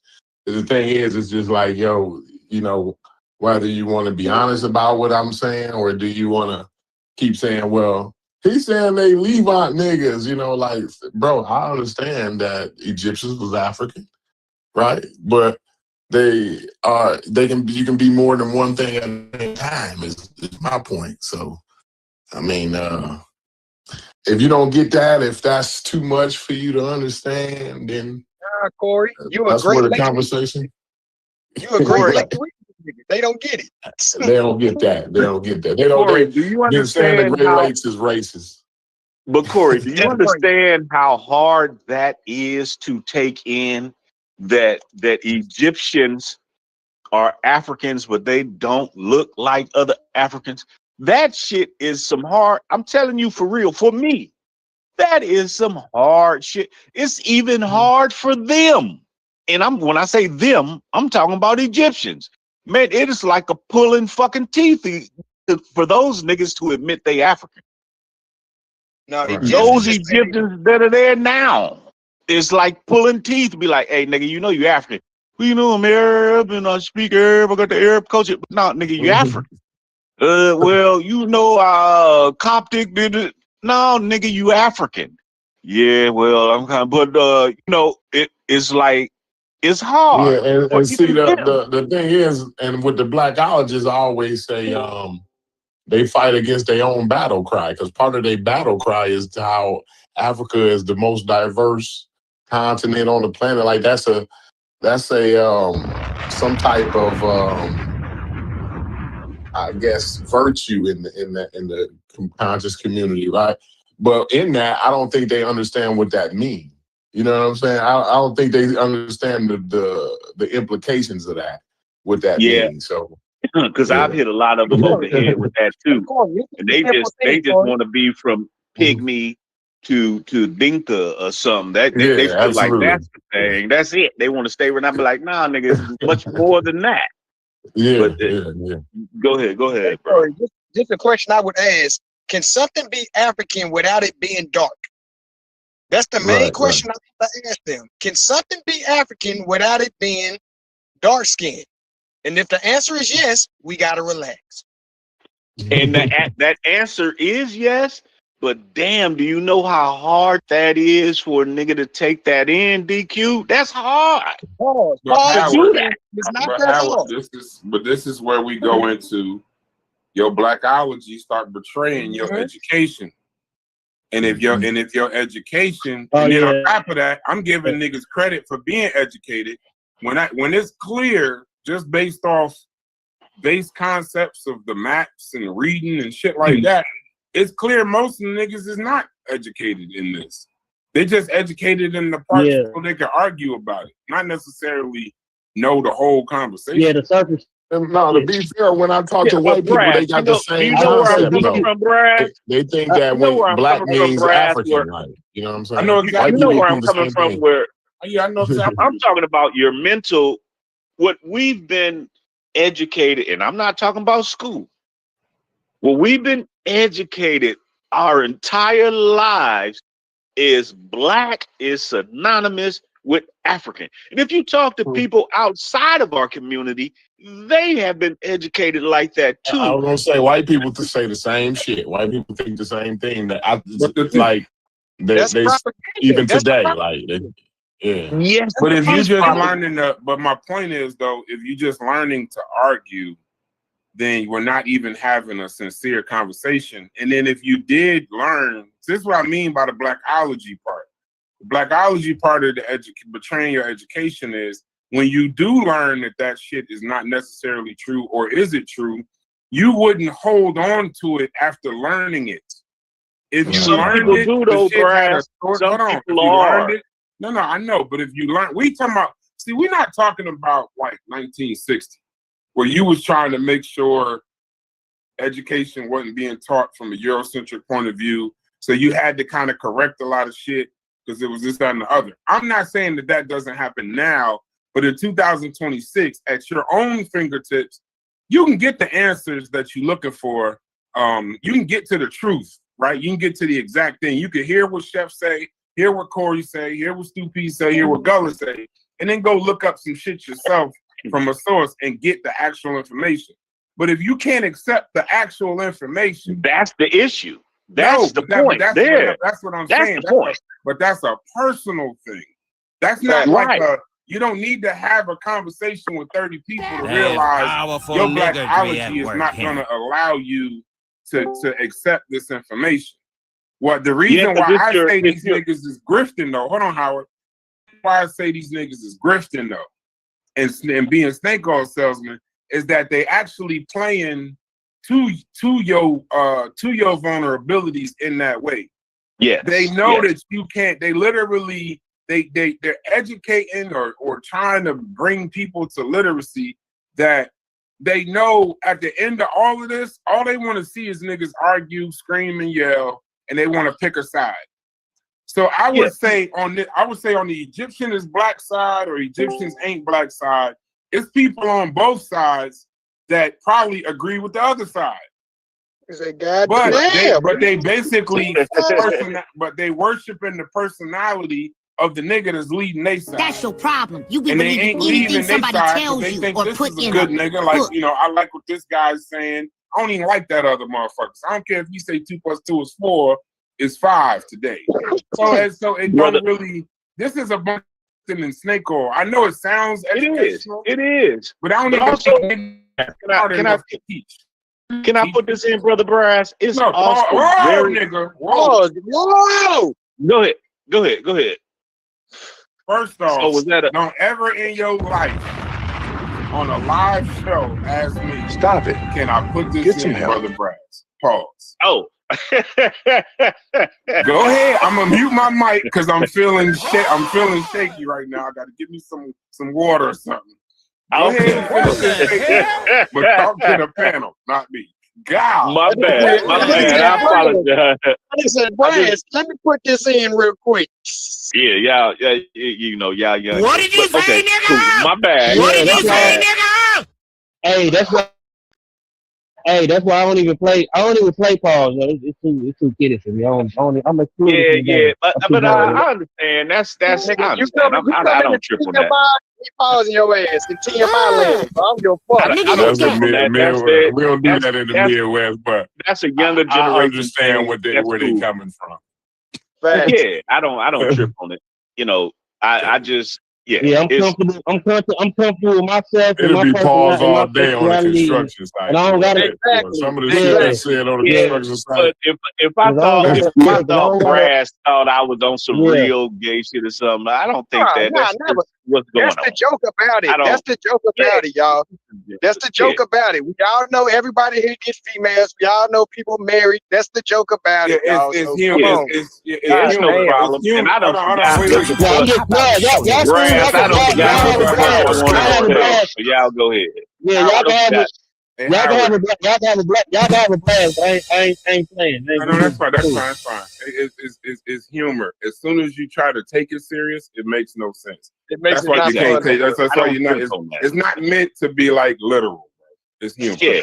I don't trip on that, but I damn Fella, sure you better forgot not what leave the the fuck I was Midwest, gonna Gullah. say. You better not leave the Midwest. You too Midwest out, Gullah. I'm gonna tell you that right now. Like you Midwest out, bro. But go ahead, Howard. Say, go ahead and No, say, Howard. hey, Brass, I forgot what the fuck I was gonna say. Oh no, you. That was the tactic. It was the tactic, Howard.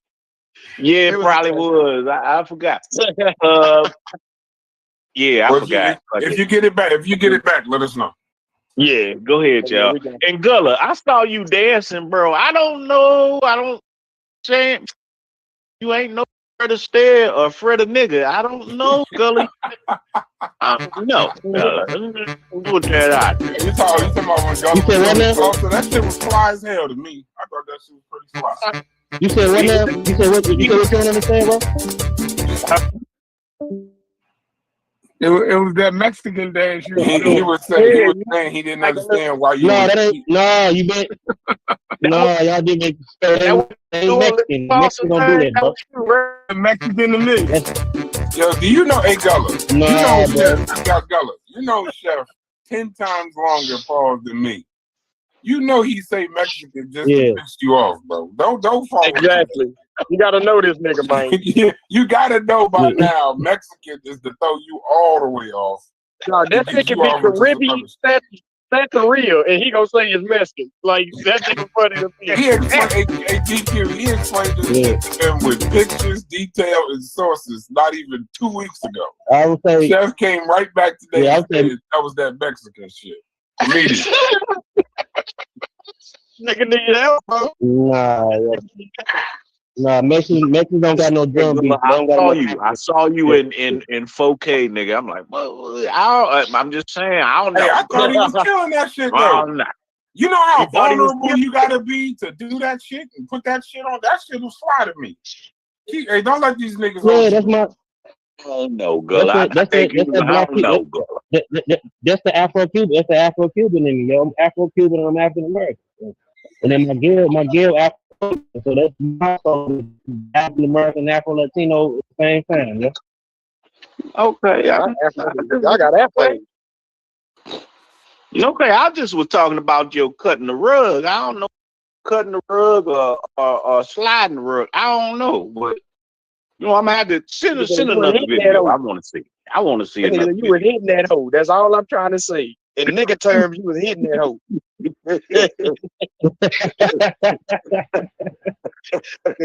that bitch. Shit.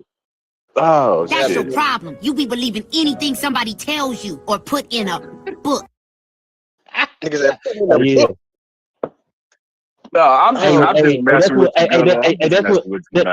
That's what black like when you say hitting shit like black Cubans, when they say you hit that dance real good, they call it sugar. They say, oh shit, a Zucard. So, that's like a Zucard is sugar is Spanish. So you saying that you doing that dance that ain't Mexican? What is it? Because I'm like, chef. I don't know. That's salsa. No, bro, that's salsa, bro. You think Mexicans are the only people that speak Spanish? No, I didn't say that. I'm from the West Coast. I didn't know what a Filipino was. My ass got in the Navy. I thought them niggas was Mexican. So I just give you a point where I'm coming from. Funny. That was funny in the pit. I music think Filipinos Mexican. That's funny. Yeah, salsa music is Caribbean.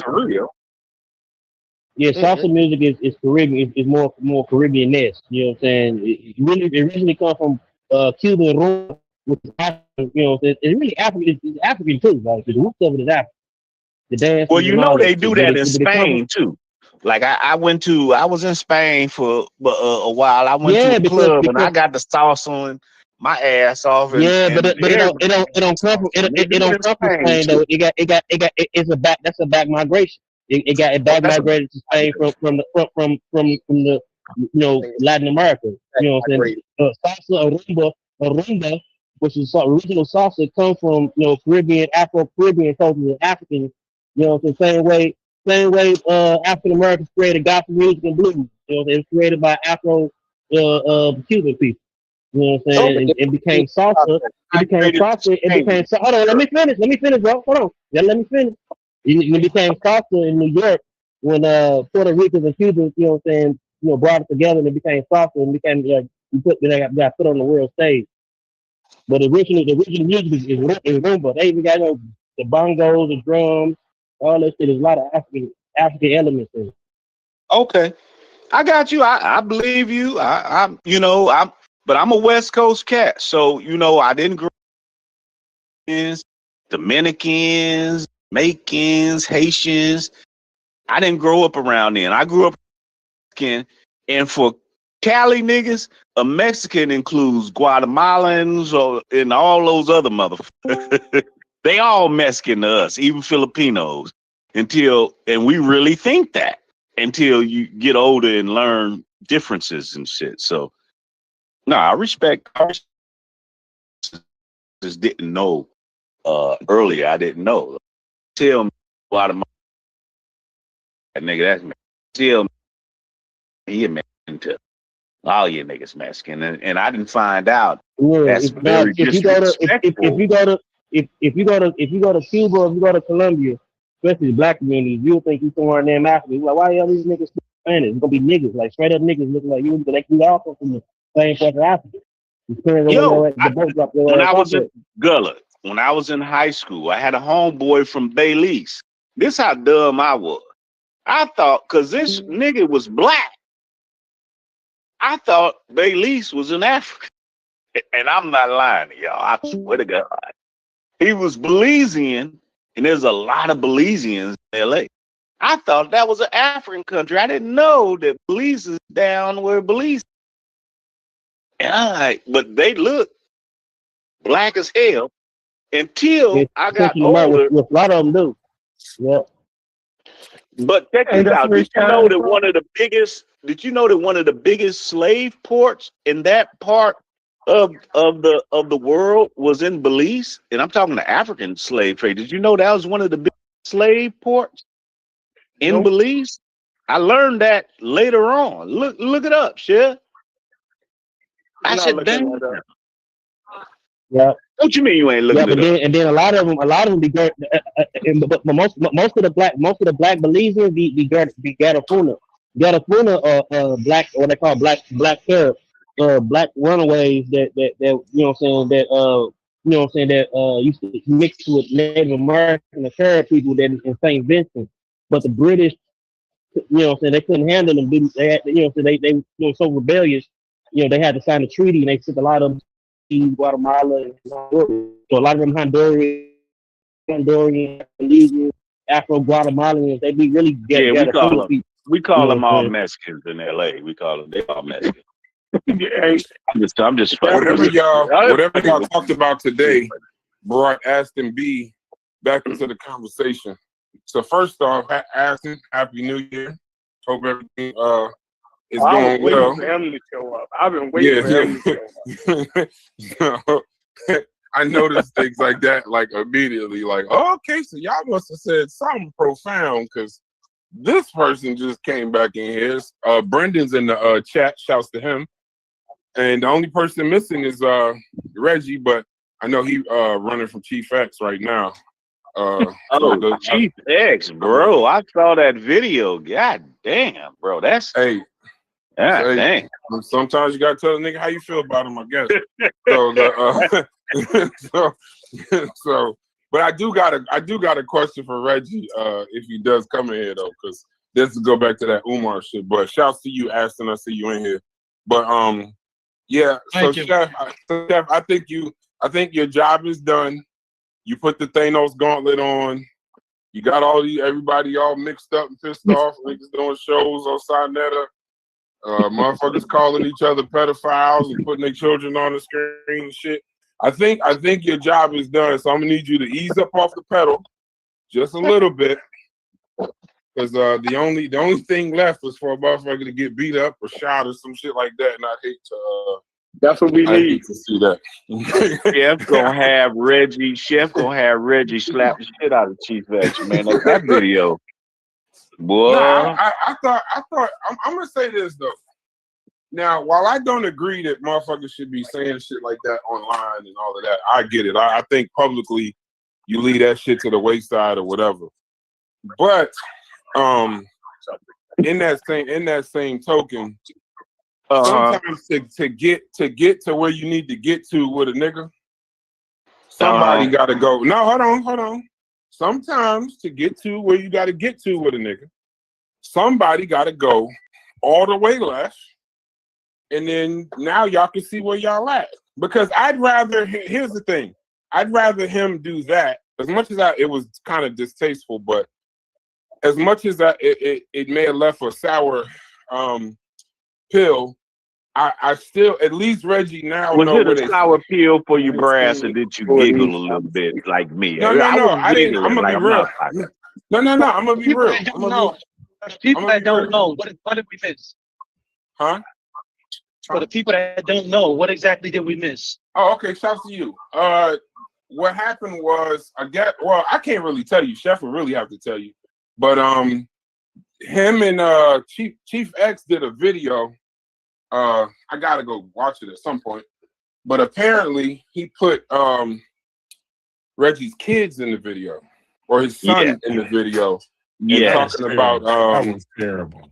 And then I mean, shit. He called him and his job, and his old job. Yeah, his job and lawsuits and stuff. But then I don't know how this came across, so I don't want to be the person caught in libel. But Smalls, Sue Smalls, I'll give you his address.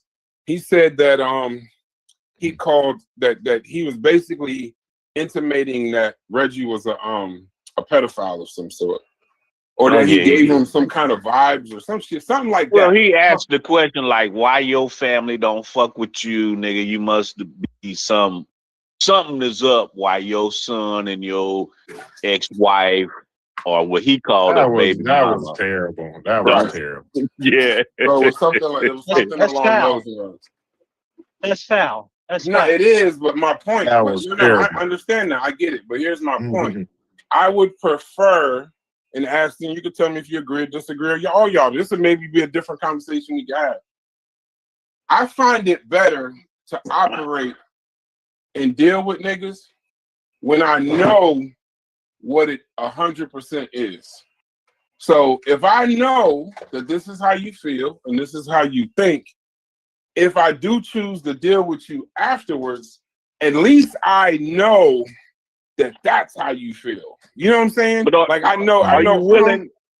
Hold on. So what I'm saying, so my point is, and that kind of goes back to the show though, Howard. All of this shit to me, Aston, Howard, and anybody who can hear my voice, all this shit to me when everybody's talking to each other, similar to like the Stu Peas and Gullah situation earlier. These is a bunch of niggas that really don't like each other. Right. And the thing is, they trying to discuss Egypt and have like a conversation where I'm informing you something, you informing me something. But the base level of it is, I really don't fuck with you. Right. And I don't think they always just say it. Some of them say it, but I don't think all of them say it. I don't think it's really like, because if you really didn't fuck with them, you wouldn't talk to them. But this Egyptian conversation is so fucking contagious, I guess, that somehow you feel forced to have to talk to a motherfucker that you don't like. But you don't have to talk to them ever. You don't ever have to speak to these people. But it's your Egyptian infection that's forcing you to be in conversations on the same panels and same rooms with and responding to shows and titles and names. All of that shit is because you really don't like them. You're not really having an Egyptian conversation. You're sorting out some personal shit.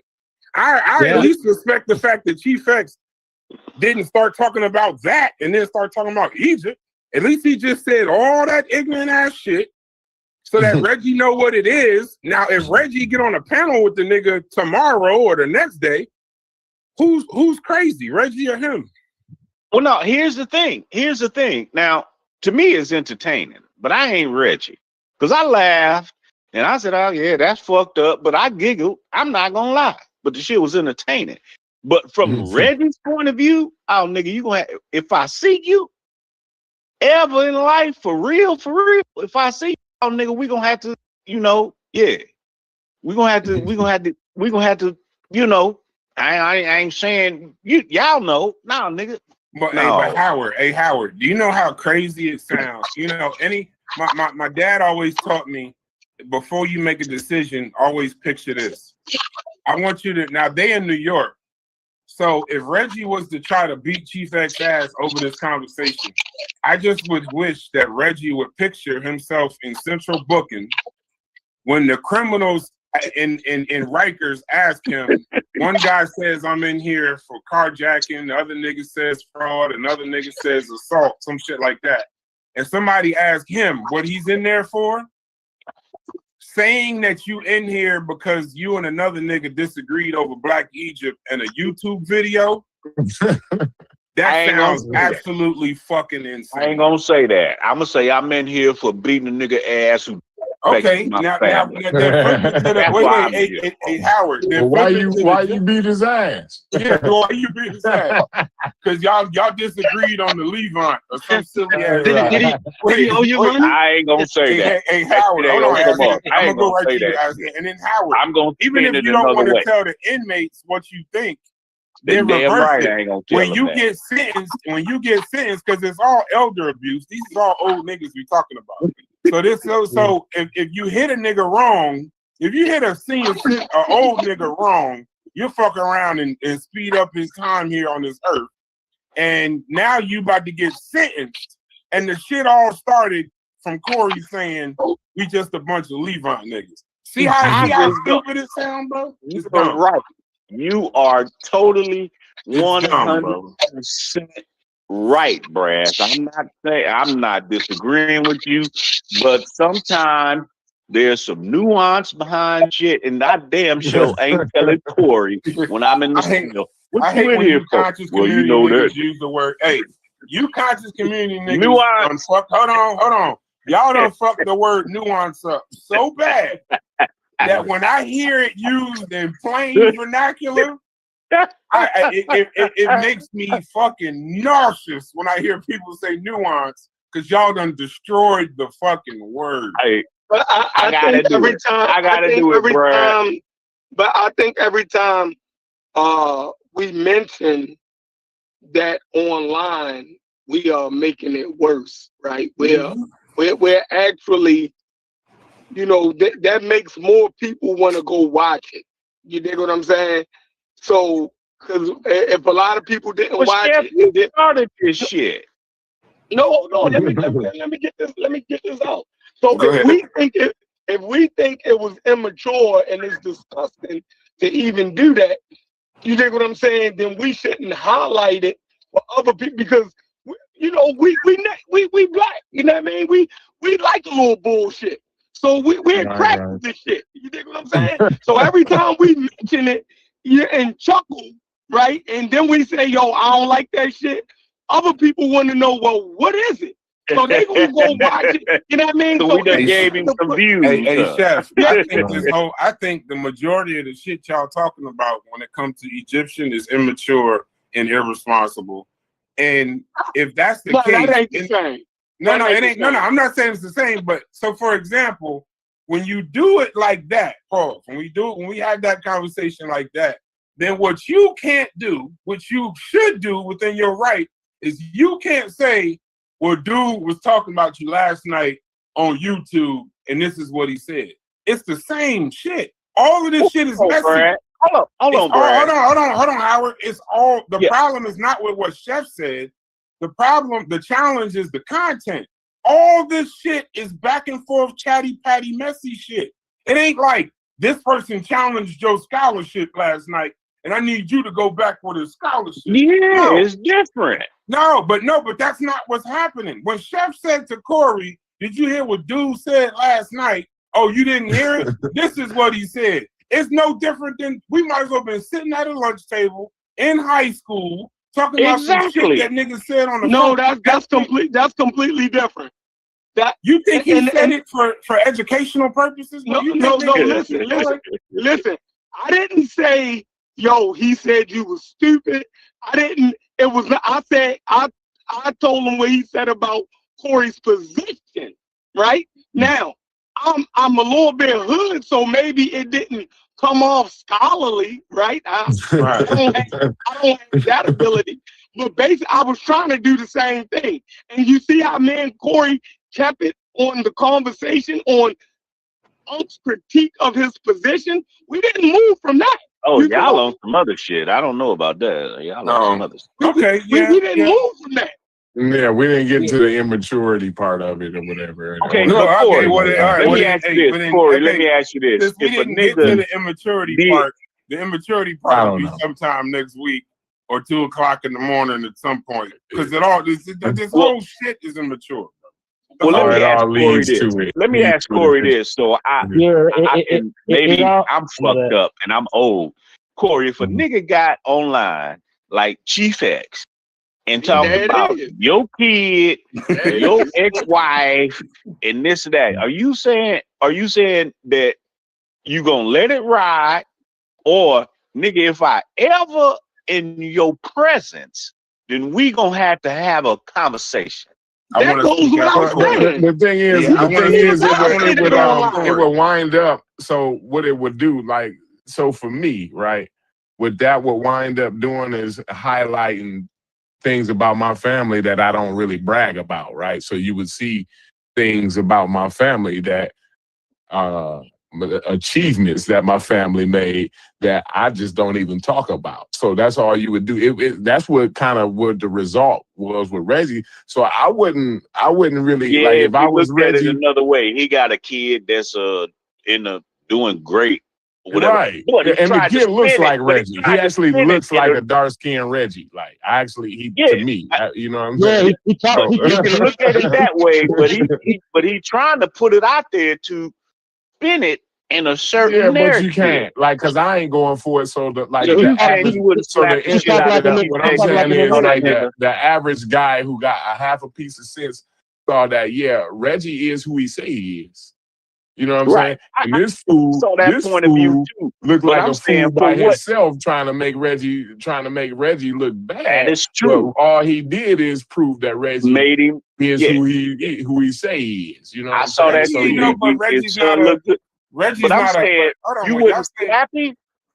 You wouldn't slap the shit out that nigga for trying to do that to you. These niggas if I was in his presence, and I thought about it, I might, knowing me, because I'm kind of a wild nigga. But I don't expect everybody to be wild like me, though. Okay, then Corey and Howard, I got a question. Yeah, Corey and Howard. He might get the Will Smith. He might get the Will Smith from me. So cool. Will Smith. So Corey and Howard and Gullah, I got a question. If we teach kids to use your fucking words, and a motherfucker say some shit to you, right? He didn't put his hands on you. He ain't threatening you to fight, no shit like that.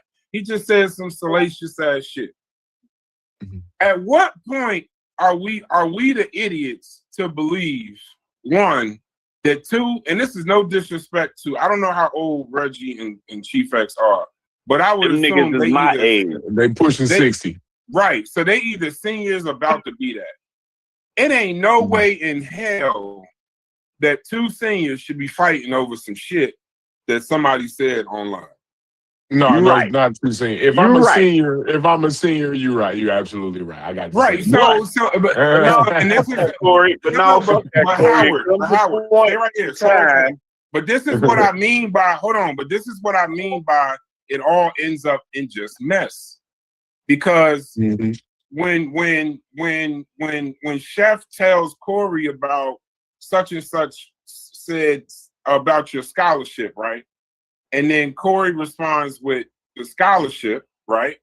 Corey also knows that underneath all of that, it's the nigga's drunk, the nigga dotted all this other bullshit. It ain't gonna stay there.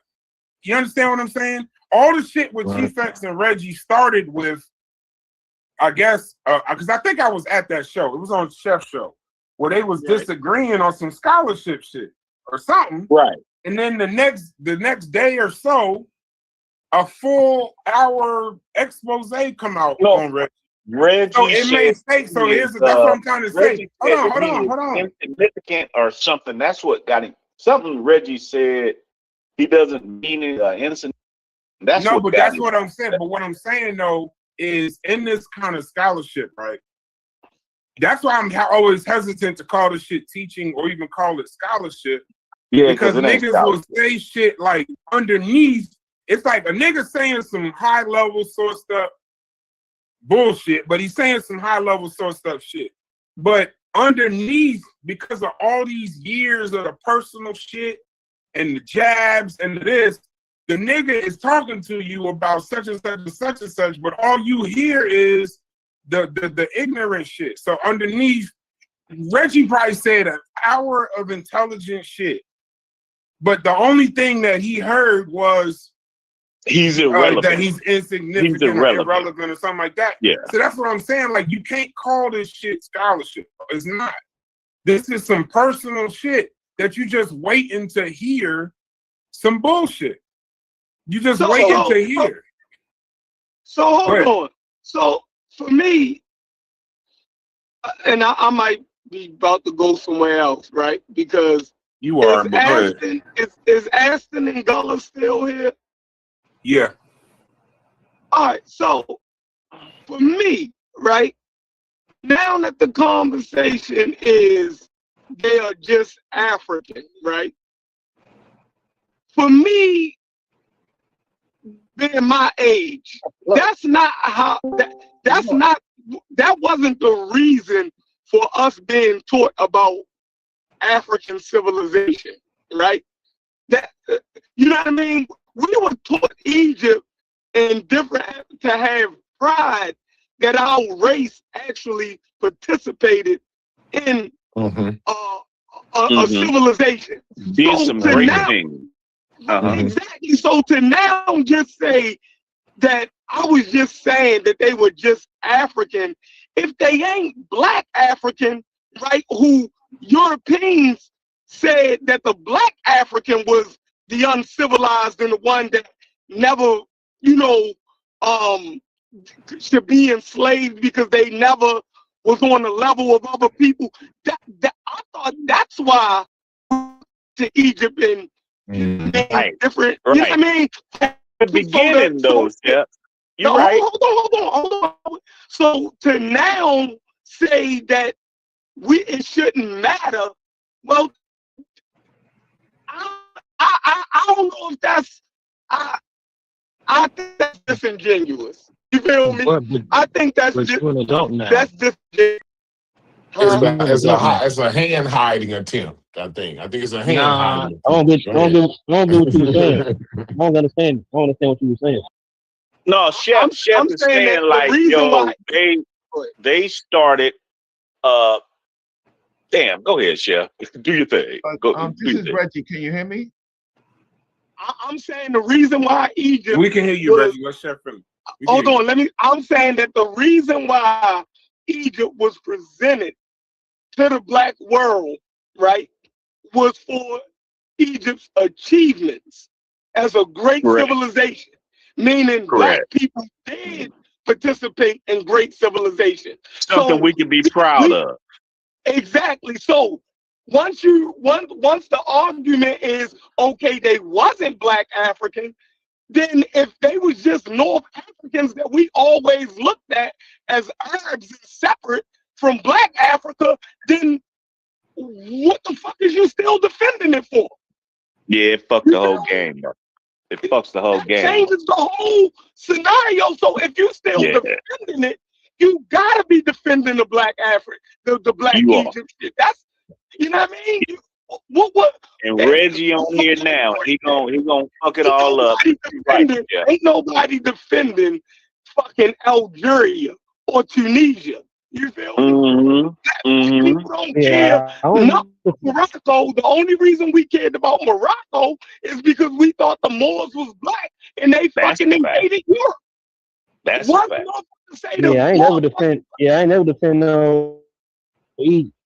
I'm saying no, Chef cooking. Hey, Gus, Chef cooking right And now. that's what that Chef is chatter was cooking. question that Brass read from the chat. That's basically what he was. What he's saying, what Chef was saying, Brass, that chatter that you read to me. Yeah. About the Tunisia, like if it's I just so happen to know that you be claiming all of Africa also. Hey, Chef, you No, cooking, let bro. Reggie talk. You cooking, Chef. All right, let Reggie go in. Go ahead, brother Reggie. Okay, so I have been on this subject for 40 years. That's longer than some of you have been born. That's my whole life, Reggie. My whole life. Go ahead. Reggie, am I on point with why we arrived at Egypt or why we held Egypt? And right, so that would be the only reason for the argument. Not that they some I think that Chef has a lot of good points, but he was cooking. I just want to add to it. So I joined Department of Black Studies. I was a student, and then I joined ASCAG, which was something that the advanced students would join. Association for the Study of Classical African Civilizations. One of the civilizations that we studied was Egypt, right? How we got to Egypt is because of in the late 1800s, Furman, the first ambassador of Haiti, one of the first ambassadors Haiti went to Egypt, and he said that Egypt is not what we think. We could see African people there. We could see black people there, right? Diop. What you mean by black people, Reggie? Come on, man. You know what black is. Come on, don't slow Reggie down. Okay, I'm gonna let him cook. Go ahead. Yeah. Go ahead. So what they meant was we identified ourselves as black from all of our hairstyles, our nose, our culture, and how can I say? And people of Haiti decided identified with being black, Noor, right? Noor, and a lot of that has to do with the enslavement. But nevertheless, we were separate than the other people. So when Furman went to Egypt, he said they looked like us, which was Noor, because they were speaking French then. Then a whole generation, a whole cultural movement began in France, largely in France, before it even hit America, about the Egyptians being Noor, black. Then our scholars started intersecting with the European world, right? And so when we did that, Dr. John Henry Clark, or first it was Dr. Leonard Jeffries. Dr. Leonard Jeffries met Diop in about 58, 57, right? Diop had written his African Origin and Civilization in 56. So my professor met him in 58. Well, Reggie, can I interject something? You said that they said that those people were black, or did they say those people were African? I don't know if you playing word games or not. I'm not playing word games. Who am I talking to? Who am I talking to? Who am I talking to? My name I need to know who I'm talking to. My name is Howard. Okay, Howard. How you doing, Reggie? Okay, fine, Howard. I said what I said, Howard. Okay, but I wanted word games. You are trying to change. I wanted some clarification. Howard, I speak English. He said they said that they were black, Noor. He said he said it. I said it two ways. Okay, but is that the correctly what they said, or did they say they were? That's what they said. That's what they said. Don't read. I'm asking him the damn question, Chef. Don't answer for his ass. I'm telling you that you are unqualified to ask me the question. Come on, Reggie, don't do that, Reggie. That the word is Noor, right? You can look it up. Okay, go ahead, Reggie. Don't trip out. Don't spaz out on me. Go ahead, Reggie. No, I'm saying you don't gotta act bougie, bro. You be humble. Look at Diop's works. Look at Diop and Obenga's works in French, and you will see Noor. That means black. I got you, brother. Oh, I didn't answer the question. Why you mad? I'm not mad. I'm really not mad. I am saddened that you have listening comprehension. You saddened? Okay, I'm go very ahead. sad. Go ahead, brother. Go ahead, brother. Right? Yo, that is the funniest way to disrespect a nigga. I'm sad. He said, I'm saddened. I'm I'm definitely not gonna mad. use that. I'm definitely gonna use it. I'm using that, Reggie. I'm saddened because of your listening. Saddened by your trick ass. I'm gonna say that to my son. Matter of fact, you just gave me. Let me call my son real quick. I'm right back. You tell him, no, Brass. You're not gonna tell your son you sad. I'm saddened. Your ass dropped 2 passes in cat. I'm saddened. No, but go ahead. Go ahead, Red. I am trying to help on the topic, right? You have a topic of this show, right? Unqualified and uneducated, right? And the reason why you did it is because you are saddened that so many people are unqualified and uneducated to be talking about a subject. I'm finna go get my red beans and rice. Hey, now you on point right there. Now you cooking. I didn't know that's where you was going, but now you cooking. You're 100% right. So I support topics.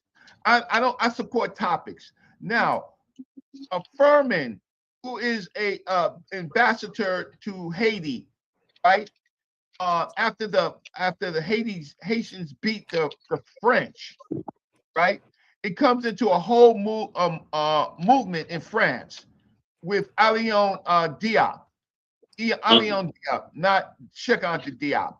And there was a whole cultural festival where Black folks now identify, because many of the Black folks in France, watch this, were African already. So they knew they was African. So the African BS don't mean nothing to these people. Cook, Reggie. Huh? Say what? Yeah. Cook. You cooking. But that's the difference. Thank you, Chef. Because I No, understand. absolutely you cooking. Absolutely you cooking, Reggie. Go ahead. Don't interrupt him, y'all. Go ahead, Reggie. So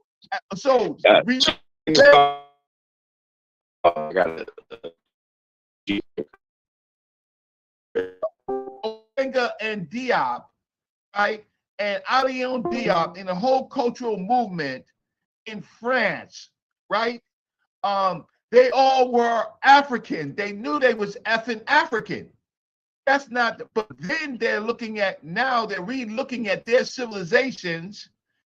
Sorry, let me. Hey Reggie, though, can you do me a favor? Can you start back with you, because you said that the French, you was corresponding with the Africans that was in France, right? And they already understood that they was African, right? Can you start from right there again? Because I don't think they heard that part.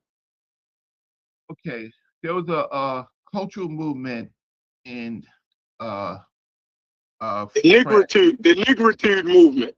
Well, the negritude was actually the opposite of it. The negritude movement was something like the Black American movement in France, where we were Negro Europeans, right? We were Negroes, right? Before we were African American, we were proud Negroes. Negro peers. Right. But in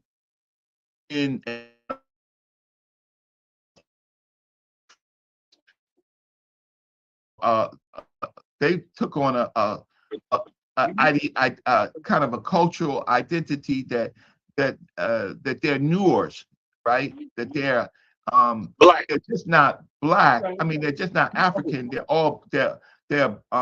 They're connected to something else, right? So now Obenga. Now okay, you got to take a little bit back. Lilius Humberger, right? Who Netter Neb talked about, but nobody listened. She was a European person. She was an expert in linguistics. She did a whole work on Negro languages. Right? Can you still hear me? Yeah. Somebody got mute out. Okay, because So Like Obenga borrowed his Bengal borrowed Lilius Hamburger's. He adjusted Lilius Hamburger's work to make it Negro his version of the Negro linguistics, right? Lilius Hamburger, she was talking about largely African languages, and then Obenga, as a linguist, borrowed her work for his particular phylum that we have argued about. But nevertheless, to Chef and Corey, these were Africans already who knew they were Africans from various places, right? Congo, Senegal, right? The French-speaking Africans that were in the universities in Sorbonne, they knew they were Africans. Now they begin to identify. Identify with Black. Now, this is on the French. So the French Black folks, Africans, all leaders. Dr. Jeffries goes to Senegal in 58 after Diop wrote his African Origin of Civilization. I don't even know I think Dr. Diop had just gotten his PhD when Dr. Jeffries met him. Then he comes back. Dr. Jeffries comes back to the States because he's doing a lot of different things. He's working on his PhD. He comes back to the States. Dr. John Henry Clark now, he exposes us to Dr. Cheikh Anta Diop, right? He does that. And now we are, so then you have Ivan Van Sertima, Charles Finch, the scholars largely that was rooted in Atlanta with Asa Hilliard, having Cheikh Anta Diop come to America in person. But in 74, that was later, but in 74, right, Diop was simply arguing, and that's why I told Chef, and maybe I'll do a show on this, right, for the uneducated and unqualified, that people misread the UNESCO report in 1974. Diop was largely saying that they called themselves Black. They called themselves Negro. Right? Is that right? Diop was not arguing that they called themselves Africans because they were Africans. Anybody could see that the people were Africans. Why would that be an argument, Reggie? That they is African? Like, do you think they didn't know that? Like, come on, man, that's crazy. Go ahead. Right? No, thank you. Because when we read the record and we read, thank you, Corey. No, but he's saying they were talking about a specific type of African, the Black African. That's what Diop and them was saying. Fuck living on the continent of Africa. What type of African? So they call themselves Black Negro Africans. No, this is what what Diop was saying. Reggie Cooking, y'all gotta listen to Reggie. Hold on. I have a question for Brother Reggie, right? Man, he on the listen. Y'all derail him. Please don't. Hold on, please don't derail. Listen, so we can move this thing forward. Let me ask my damn question. This nigga cooking. That ain't me, Chef. I'm going on Reggie, mute. don't forget your point, Reggie. Don't forget your point, Reggie. Go ahead. Brother Reggie, I have one question. How did the conscious community fuck all of that up? Because you make it sound dark. It was sincere. It was going places. There were, scholars involved and educators, and everything was headed in the right direction with good spirit. How did the conscious community, and why did they? I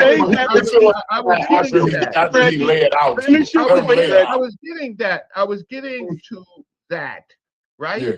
So we bring Cheikh Anta Diop into America, or he's brought into America to talk to our Black scholars who are not part of that conscious community. They were part of the Black intellectual African collection, right? That generation. That's Asa Hilliard, Dr. Jeffries, Dr. Ben, Dr. Clark, that's Malefic, Kitate, Malala Karenga. That's my parent generation. Those groups of people. Now, these people are educators, right? They're educators. Some of them actually frustrated with where they are. They begin to enter what I call the bazaar. The bazaar is when you have you got a table, really a goddamn tent, right? A market. It's a market. A market, right?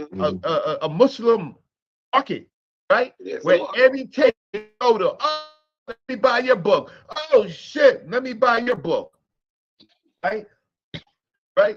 It becomes a goddamn market. Now, when it's in the marketplace, now the most how can I say shiniest, pseudoest bullshit starts to appear.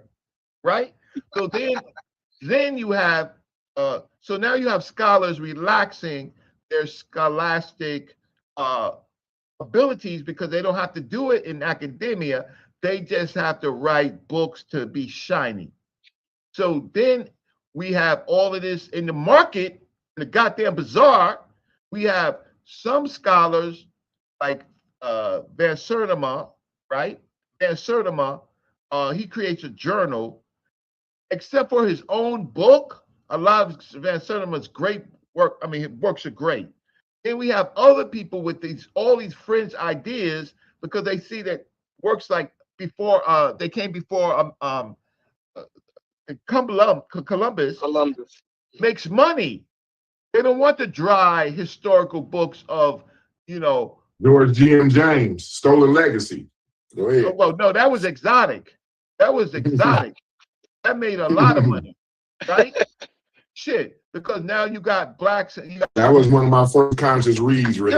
Yo, stop So interrupting. you gonna let him crash out, Corey? You gonna let him crash out, Corey? That's how they do me, Y'all yo. cut people off. Let them cook. So I'm not interrupting. I'm just ad-libbing to what he's saying. Yeah. So I wasn't interrupting either. Let them cook. Let bro. Okay, my bad. Yeah, that's how they did me. I ain't even finished my presentation. Okay, fuck it. It's your presentation. Fuck it. Yeah. I'm like, fuck it. No, you good, bro. No, I was agreeing with you. Why you getting defensive? I'm just saying they didn't let me finish mine. They did the same thing to me. That's what I was saying. Do your thing, Shaq. Do your thing, Shaq. I do understand that. Stop fucking around and do your thing, Shaq.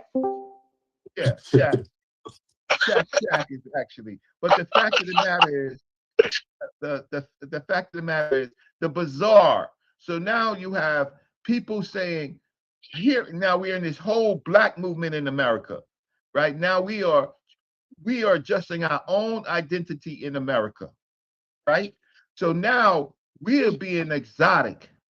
Now being exotic means, okay, it's not just good enough to be African American, or when you say we, you talking about who are you talking about? We? You talking about the entire black folks at that time? I'm talking about the black intellectuals, the black media. I'm thinking you're talking about black niggas in New York. But go ahead when you say we. I'm never talking about New York when it comes to this, because New York is just only one of the places. I'm talking about the black cities and places where we were at the time period of the blackology is an American endeavor, absolutely. Yeah. Okay. Wherever you got black schools and everything, this shit is being discussed. That's correct.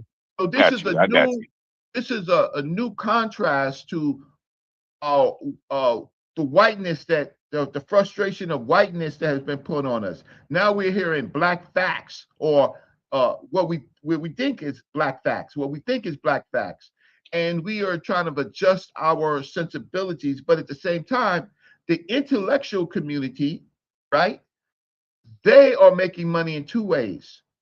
They're making money on their day jobs, right? And they're making money in the fucking market. Right? So now the shit becomes intellectually, watch this. It becomes intellectually bonded. I'm Dr. So-and-so, or I'm Professor so-and-so, and then I say this, and then it has to be the absolute fucking truth, right? Because the people do not know, right? So then you have this whole thing, Dr. Franz Cress's Wilson, you have a lot of people coming up in this goddamn bazaar. Everybody they're competing being exotic. Now, that has nothing to do with what Cheikh Anta Diop was trying to do. Nothing at all. Dr. Cheikh Anta Diop's work was purely What intellectual. does competing being exotic? You know, are they competing for money? Black? No, Is that there's what a you're saying? contrast. Okay. There's a contrast. Some people are in the market, in the bazaar, meaning Dr. Cheikh Anta Diop and Dr. Obenga, intellectually, two of them took on. They in academia. They are in academia. Right. They took on status quo. They took on the status quo of the world's Why understanding you of black. helping this nigga, Chef? Y'all have no self-control. Will y'all fucking relax and let the brother cook? Go ahead, Brother Richie. I'm trying to get to the answer. How I got fucked up. Unqualified and fucking undereducated. So when you have somebody who can at least tell you the story, because I personally know many of these people, right? That doesn't count for you people. So you want to interject, but many of you wasn't even fucking born when this was going on, right? So many of you do not know on Diop's book, not second book, but one of his last books, Civilization of Barbarism, I was actually on a translation team. That's how close I was to the shit. So I got to argue with the uneducated, unqualified, and just ignorant, right? Who just Well, how'd that work out? How'd that work out for you, brother, being on the team? How'd that work out? Explain that. It worked out great because the book was published, and the book was published using a computer, right? For the first time in black, how could I say, in black publishing. One of the first major books in black publishing, The Civilization of Barbarism, right?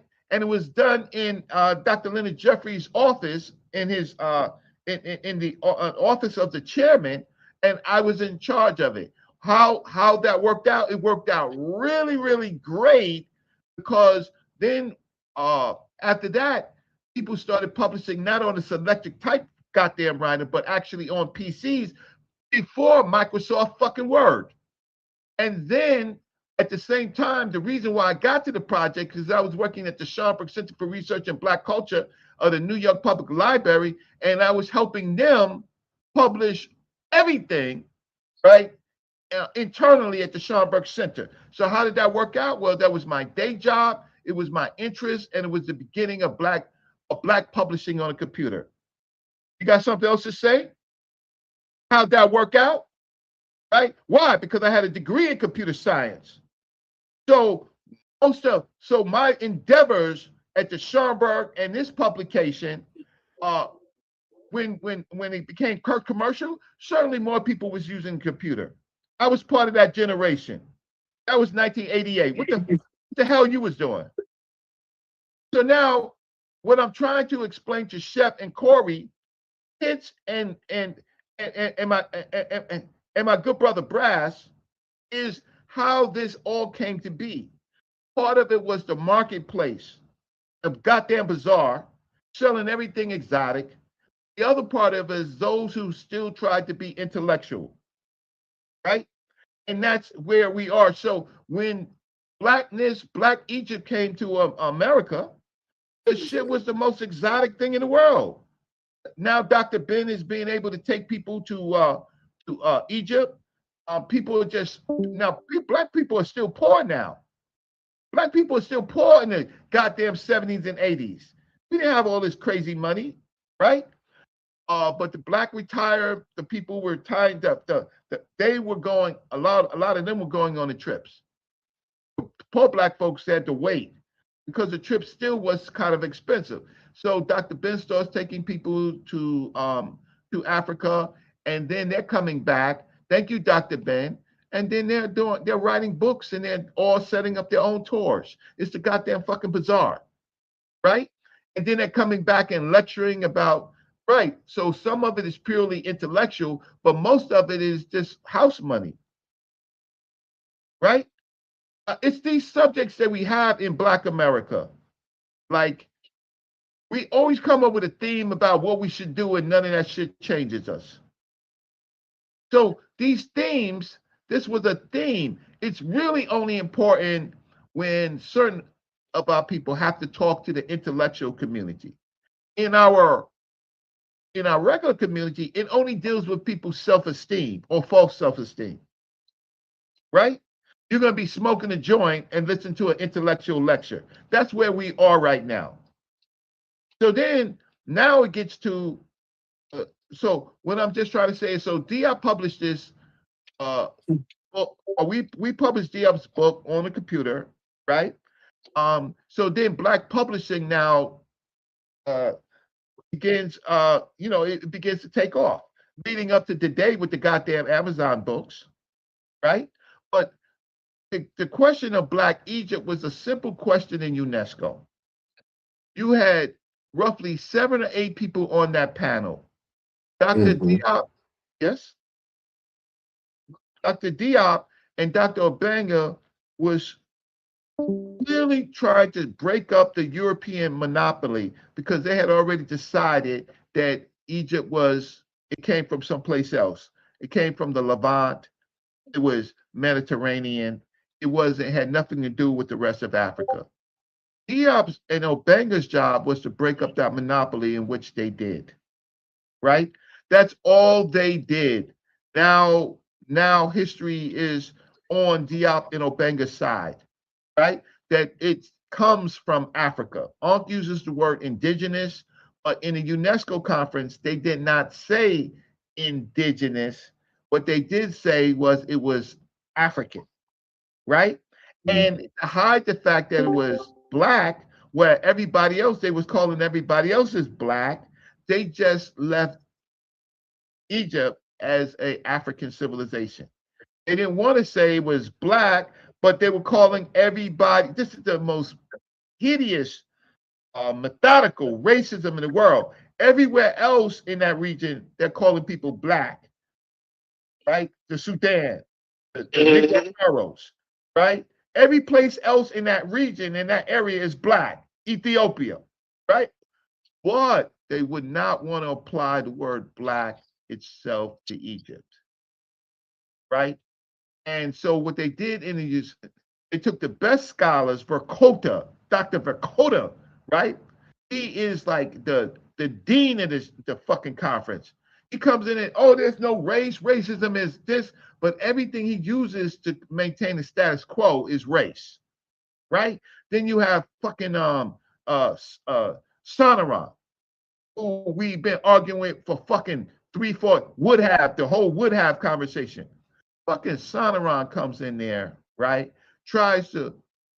He blurts out something, and we know he blurts out something because he never issued a final report on what he said.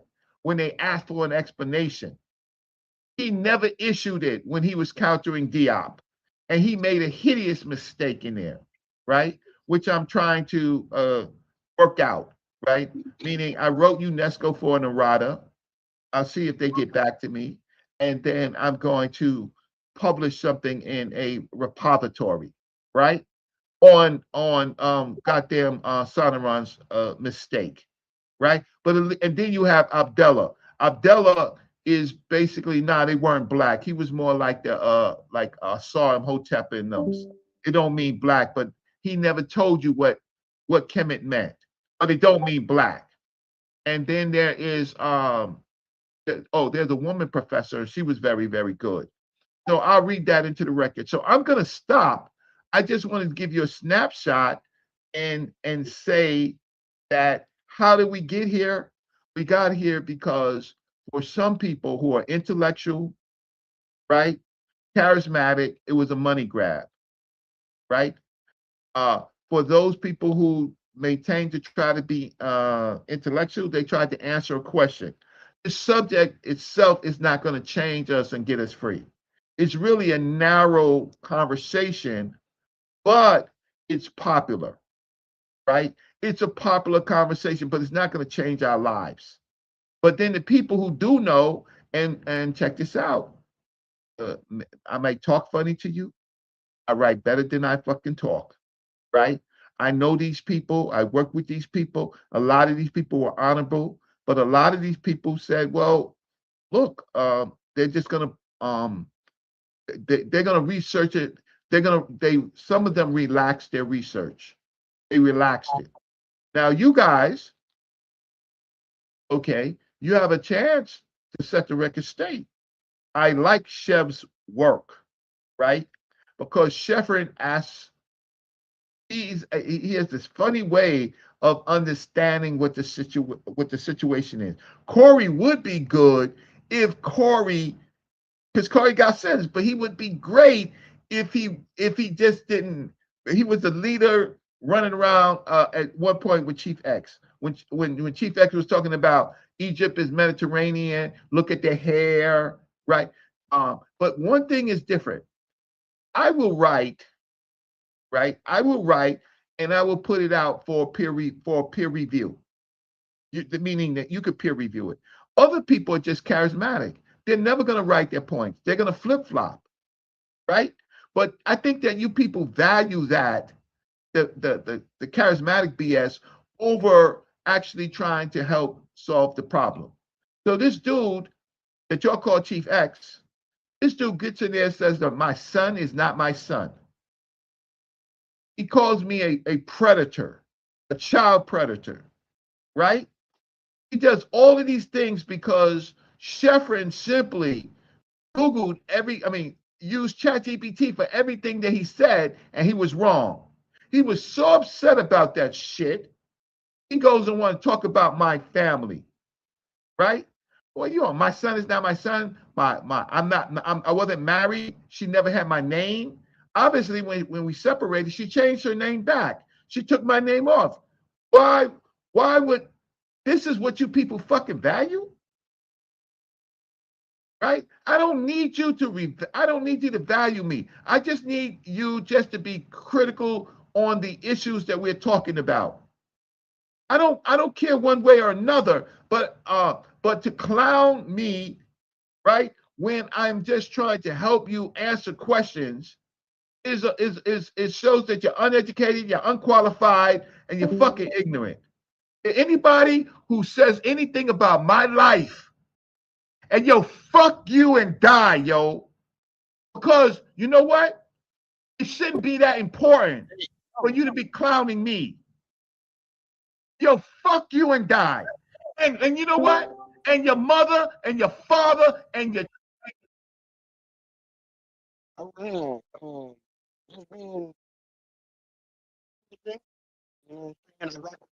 don't like this image being for what he doing right now. So Reggie, gather yourself. I'm about to unmute you, bro. Yeah. Just get back. He getting his get back. He getting his get back. I know he is. God. So the point is, y'all allow this stuff.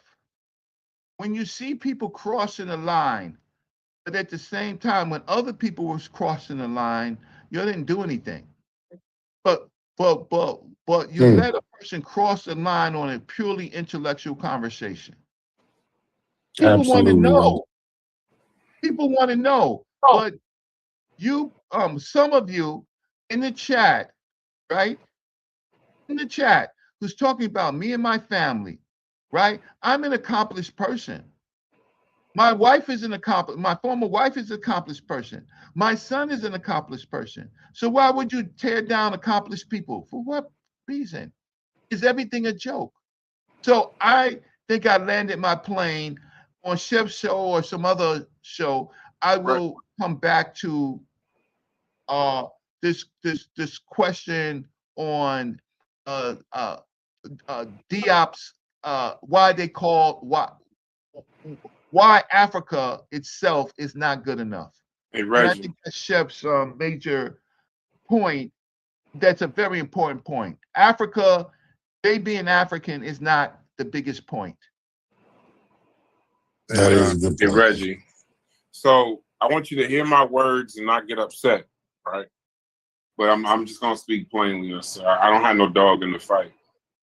But I think it's hypocritical of you and others in this conversation. Now, I don't agree with the tenor of the conversation the Chief X brought to the table. But I don't like when anybody does it. To think that he's the first one to do it is hilarious. When y'all discuss this, Hits asked a good question. He said, "How did y'all get here?" Right? If that's what all of this was before, how did you get here? And I think one of the main reasons, and it don't really bother me to say it, but I think one of the main reasons why y'all got here is because when y'all got to YouTube, the biggest voice was the most ignorant. Now I know you can't say it, right? Or you won't say it, or I won't ask you to say it, right? That's not a shot at you. But I think when you got the loudest voice breeding the most contempt and calling it scholarship, when you got the loudest voice with the most views and the biggest following, all of these guys is basically follow. You can look at the shows and see the blueprint was laid by Sonetta in Harlem. So when he's laid the YouTube foundation of education, be salacious, be humorous, talk bad about this, Chief X talked about your daughter. He talked about people's daughters. Other niggas talked about people's daughters. Part of the reason why I titled the show that I'm saying it, and that's why I say don't take the hypocritical part as disrespect, right? Matter of fact, I'll even take it back if you did. But my point is that that's the title of the show. This is all grifting. It's all snake oil.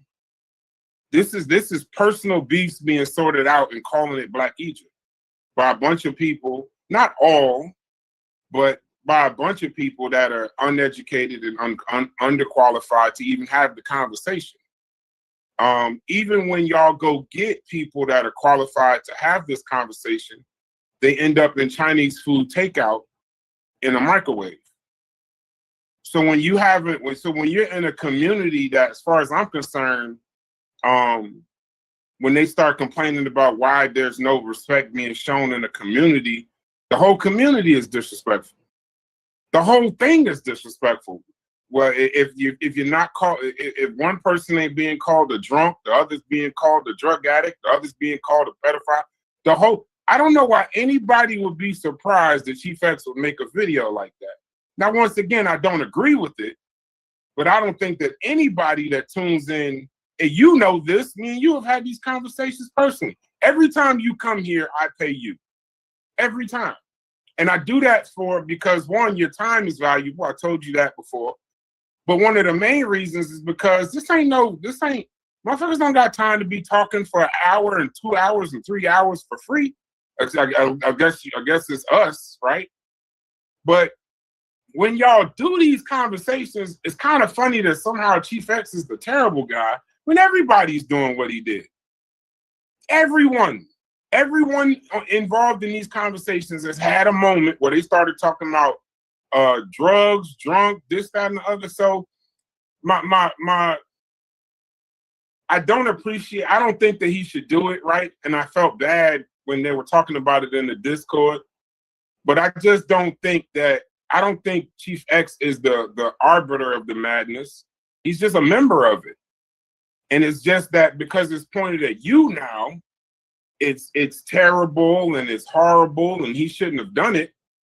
But in actuality, I mean, that's par for the course in this particular community. Now you're uncomfortable with it because you actually talk this same education and this same scholarship in spaces where they don't do this kind of stuff. So when you participate in something like this or somebody does something like this, you get particularly upset. I mean, you're comparing it from the museums to this, right? This shit don't happen in the museum, but on YouTube, you got to be XYZ and your son and all this other shit. So I hear you, Reggie, and I understand because the hot seat, you were putting the hot seat on the Summer Jam screen for the whole world to see. But the whole community does what he did. It's just, he's just the latest person to do it. and I don't, you know, Well, that's why I I'm was glad. hoping. Can I get Go in a ahead. word? Wait, that's why I Can I was get in a hoping, word? Brad. That's why I was hoping that you, Chef, and some of the people that you work with, Hits and other, can create another genre. I was Yeah. hoping, But did you understand what I was saying though? Like no, I I understand ain't want everything you that to take you're it saying. personal. You know what I mean? I just No, I was want to speak understanding. plainly. No, I understand everything, but I'm not hypocritical. My whole point of it is I try to talk to people with respect, unless they're not Right. hearing me or they're disrespecting me, right? Right. Then I will then I'll address that, because that's just the way it is, right? Because otherwise they continue to do it, right? So a lot of things that you said I put in perspectives. It was the above generation that some of them went a little bit overboard and relaxed their scholarship. Then the YouTube age, and it wasn't Sarnetta first. Actually, Ankh was making the most money on YouTube prior to Sarnetta. It was Ankh that got us all on YouTube, not me. You can look it up. I started my YouTube channel 15 something years ago. I have when it wasn't even paid, when you couldn't get no money. So I was just using YouTube as a vehicle to get information out, not to make money. And then I was doing something earlier, but it was actually Ankh. But yes, it became street wars, battle wars, right? But I'm saying to the rest of you is that if you people begin to allow somebody like Chief X on, when you see how far it can go, when a person starts talking about a person's family, right? And independent of, especially against somebody like me, who always is almost polite when I come on, right? Not polite, but I conduct myself. If you have this on a conversation, then it goes to, we can't be saved. We're ignorant, unqualified, uneducated, and deserve to get what we get, because we don't have any structure, any morals, any values, right? Okay, I'll stop. But I agree. Can I get in a word? Yeah. I want to say two things. Number one, I don't think anybody actually answered Chef's question. What was his question? About why being black is not enough and how people pivoted. They were taught a long time ago they was black, but now they just African and this and that. In a way, he's right. But what you see in the pivot and them just being African and not being black is people need to grow up, right? And so when kids are young, you tell them about, Santa Claus and this and that and the tooth fairy. And if you don't go to sleep on time, the boogeyman is going to get you. And, you tell black kids they descended from kings and queens, right? And then you look at Egypt and stuff for their self-esteem and for whatever reason you do it. But as you get older, people shouldn't need that type of stories or boost their self-esteem.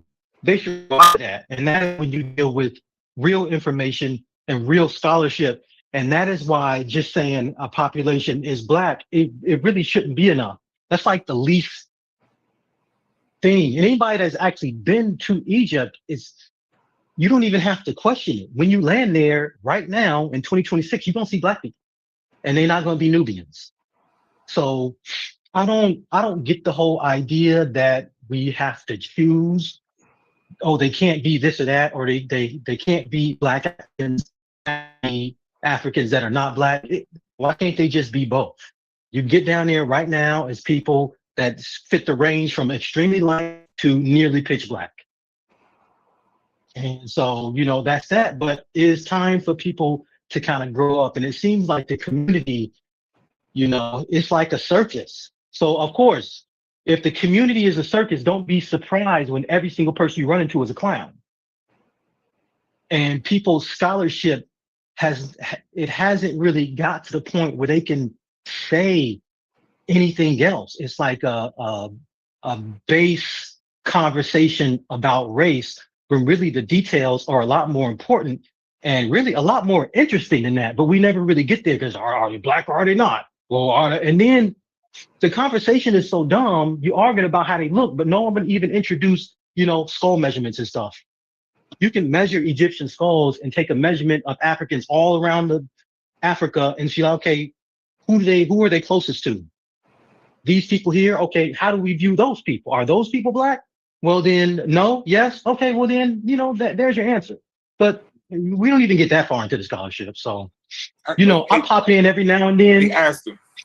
Yeah. Asked him real quick, because I know you pop in and then you also pop out. Pause. I want to catch you before you go. But back to the point of, but you breed the conversation that way. Like if you start off Jerry Springer, and no matter who started the YouTube community, Sonetta took it and ran with it, apparently. Like there's a difference between what he's doing, size scale, and station started it. That would be the person who monetized it. And even if the guys is making money, they're not doing. So, Matrix, brass. Oh, gosh. Yeah. You must be orange. Can you hear me now? Yeah, we can hear you now. You must have just left East Orange. Go ahead. Okay. So even if other people started it, he took it and ran with it, right? So he would be considered the pioneer of it. Even if not a pioneer, but other people pioneered it, he's the first pop member of it, whatever. So right. However it works, that would be the person you would go to. But my point to you, Aston, I used to blame the crowd, right? But I've seen that this crowd was the crowd. You can't really blame the crowd because they was taught to be that way. Yeah. When I've seen people try, I've actually done it myself, tried to do something that didn't have a whole bunch of bickering and arguing and, just plain informational. And then even that gets turned into something ignorant for, you know what I'm saying? So the crowd, the level, and Reggie, I missed this point when me and Reggie was talking. Me and Reggie spoke before about this. And Chef says this all the time. Chef could get online and talk about Ballad of the Bullet, or Fetty can get on there talking about genetics and IQ and just do slides and just give information. And you're going to get about 10, 15 people, maybe 20, right? And then that's that. But if a motherfucker get up worrying about whether Garfield did a debate or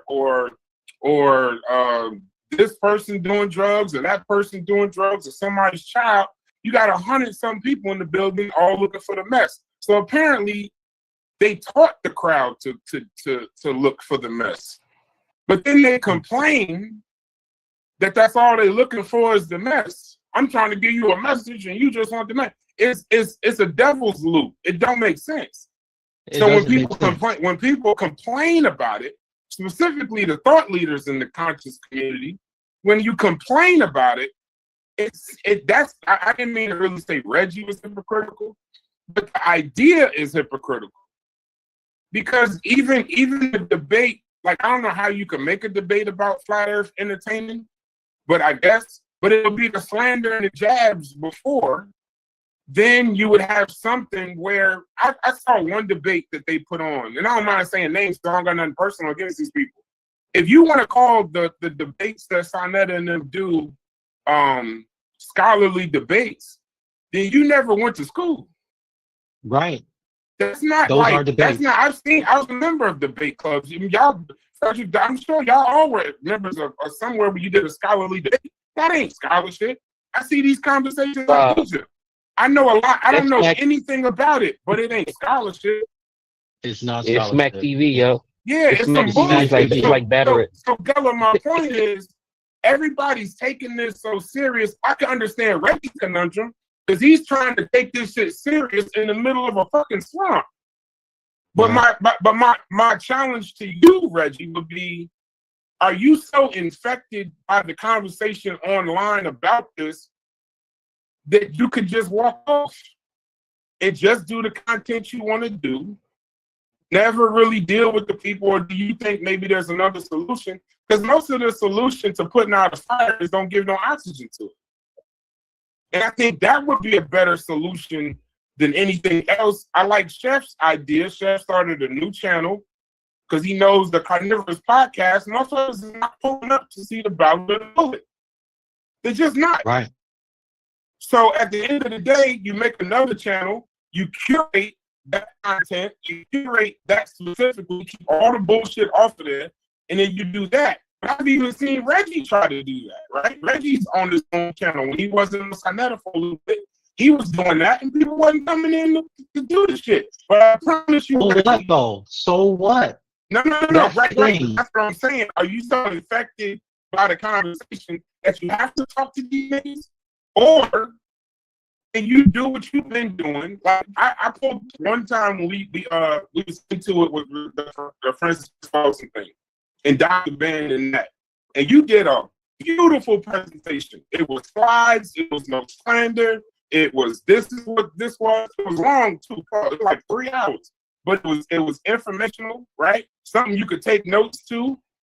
And it was like maybe 30, 40 people. Right? And then it got a lot of views after because I guess it was looking for slander.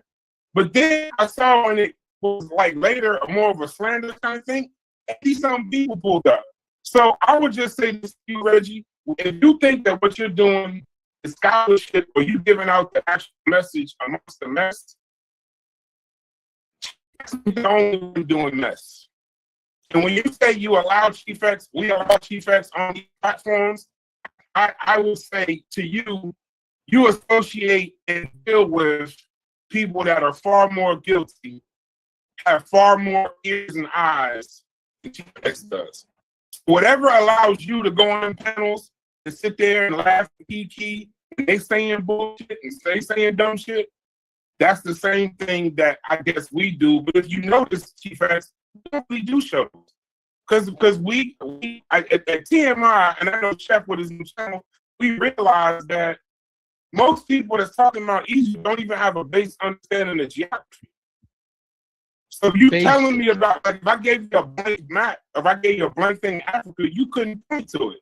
But you know that the vitamin is black or some bullshit. So we don't even do that kind of content. We even have the conversation. Like, if we know it's going to be ignorant, we just know it's going to be ignorant and just call it a day. We don't call it scholarship. So I hear you, Reggie, and I agree with you. I think you're trying to give a message amongst mess. I think you get caught up in it a lot of times when actually you probably like a museum guy. You don't belong here. You don't belong here. Yeah, I don't think if that's your goal to do what you're doing, my only thing to you is just because you close to people or you're friends with them, some of them niggas is just as worse as whatever you think Chief X is. It ain't just Chief X doing that shit. And I'm not defending the slander. I think your son is doing big things. I learned more about your son and your family in a positive way from that video, because than any negative bullshit, right? But I don't think, without defending Chief X, I don't think Chief X is the only nigga doing it. He's the one nigga in the what's name screaming, hollering bloody murder. It ain't just him, bro. He's probably like 10th the list. You got motherfuckers. Hold on, Reggie. I'm in my plane 30 seconds. You got motherfuckers selling credit repair, fucking up niggas' money. You got motherfuckers in here touching kids and shit. Like, it's motherfuckers that done been to jail, taking niggas to jungles and making them kiss their feet and all kind of shit. Chief X doing a show on you pales in comparison to the level of bullshit that's been promoted on panels in the conscious community. It pales in comparison to that. Yep. But that's just me. Let me get off my soapbox. Well, I would say you're absolutely correct, but I tried various scenarios. So I try to put stuff on my channel. I also try to contribute to platforms like yours to answer the question. And I absolutely did answer Chef's question. If someone didn't say it, because I answered it in the history where there's not just there's not one thing, but generally what was happening in the history to answer the question. So I chose that point because I just don't think that there is one way to answer the question, but you can tell the history of it. And then I give some of my content to Transatlantic Productions, which goes to an older generation, not the ones who do this back and forth debate stuff. I'm hopeful. I support a channel like this because I'm hopeful that that while you're having these positive discussions on these type of things, that more people will gravitate at some point to a channel that that introduces hard questions, right, in a way. So that's, you would think, why am I on your channel? I'm on your channel because I'm trying a variety of different ways, and then I also write, right? I also write and I also publish, and it takes a long time to write something that you want to put up that's going to be close to peer review or for peer review, right? Otherwise, what? Can I respond? Yeah. Otherwise, okay, you can respond. That's a cutoff. But go ahead. No. Finish I'm your sorry. It's just, No. Go ahead. I like that. So now, okay, so respond. Okay, good. I'll just say quickly, the reason I didn't believe you responded to Chef, because I think it's crucial that we explain how, ideas of race have changed. And we can't start something from, 70 years ago. And now we in 2026, we have to talk about how, what we thought about race is different. What we thought about skin color is now different. What we thought about genetics is different than what we knew, way back when. We now have, DNA and ancient DNA, and that changes what we think about, who is Black. And so if we don't move the discussion there, then that's the real discussion. Okay, how do we quantify Black scientifically in 2026? I respond now. Absolutely, I'm done. You stopped me, and okay, so let's get to it. Well, you can't respond to anything if you don't know what you're talking about. You have to have some history, right? So you can't even have these type of discussions in a void. So I was simply saying how the need for people to self-publish and get their ideas out and relax scholarship, how that contributed to this, and to make it commercial, right?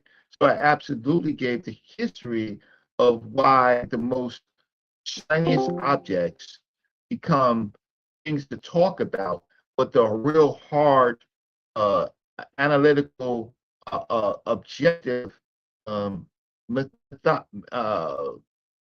works with methodology, it's pushed to the side because it's not exciting. All of this became before Columbus. We like Callaway's you reverse slavery, right? And we're not Africans, we're Aboriginals. All that type of stuff enters the marketplace. Black Egypt is just, these are people talking. These are our neighbors in a sense. We know them, right? So we got involved in that, but that's not, I said, that's not a conversation really for the uneducated and the unqualified.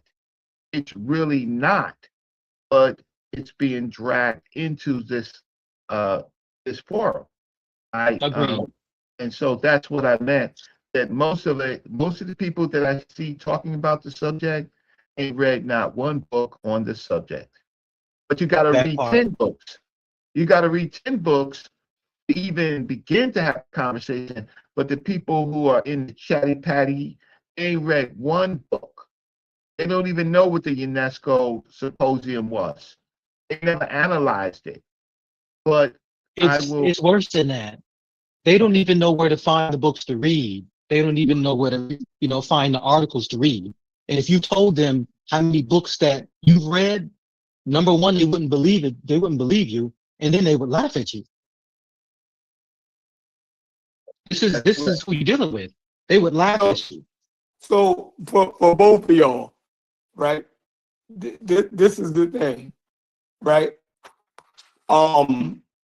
History became important. Now, this is Black History Month, so it's a perfect time to talk about it, right? A lot of what we believe in our sentiments about history came from people like Carter G. Woodson and them trying to give us a respectable history of ourselves again. Because in the West, the educational system didn't give us a respectable history of ourselves. So Egypt ties in to Black people trying to give themselves a respectable history again. So for me to try to act like Diop and them was talking about indigenous generic sense of Africa is not true. They were trying to give the people who were called Black a respectable history of themselves, right? So that's why they attached themselves to Egypt, right? That's why Diop and them pushed Egypt. If you read Diop, he told you who he thought Africans was. He didn't believe that the phenotype that's in North Africa is the original African population. He didn't believe that. Neither did Chancellor Williams. You dig what I'm saying? Modern genetics. A lot of white I don't people know about didn't even that. look. Huh? Because both of them talked about people from the Levant coming in during the pre-dynastic even. Exactly. So they wasn't talking about purity. No, you're proving my point. Say that again. He talked about people coming from the Levant, meaning not Africa. Okay, what I'm saying is both Chancellor Williams and They acknowledge that other people or a different phenotype was in Africa early on. They definitely acknowledge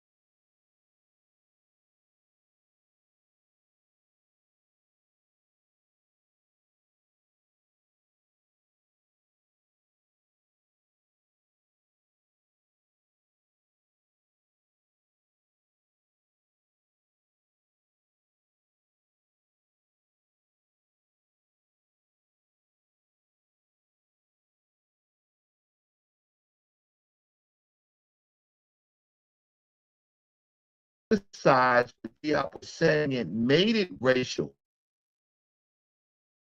They had divided Africa up in race. So Diop was trying to say it's multidisciplinary. It can't be answered just in one way. We have to look at all of the different disciplines, right? And another scholar, a female scholar, said that they were trying to keep it in the racial world.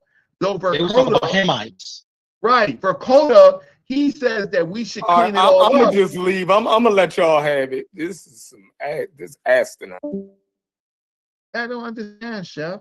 Yeah. I don't. You looking for something simple, and it's not a simple. It's not a simple conversation. You're not going to get anything simple. And if Diop was here today, and you invited him to here today, what he would do, regardless of what he thought back then, when you have genetic data to look at, you could look at the people that's there now, and you can know they related to the ancient people. What we can do is hey Corey, Chef Corey, if you don't mind, can you explain Chef's point? Because he left, but I think you kind of understood where he was coming from, and he's not here to represent it. So, I don't really understand what Chef was saying because I don't know nothing about the topic. So.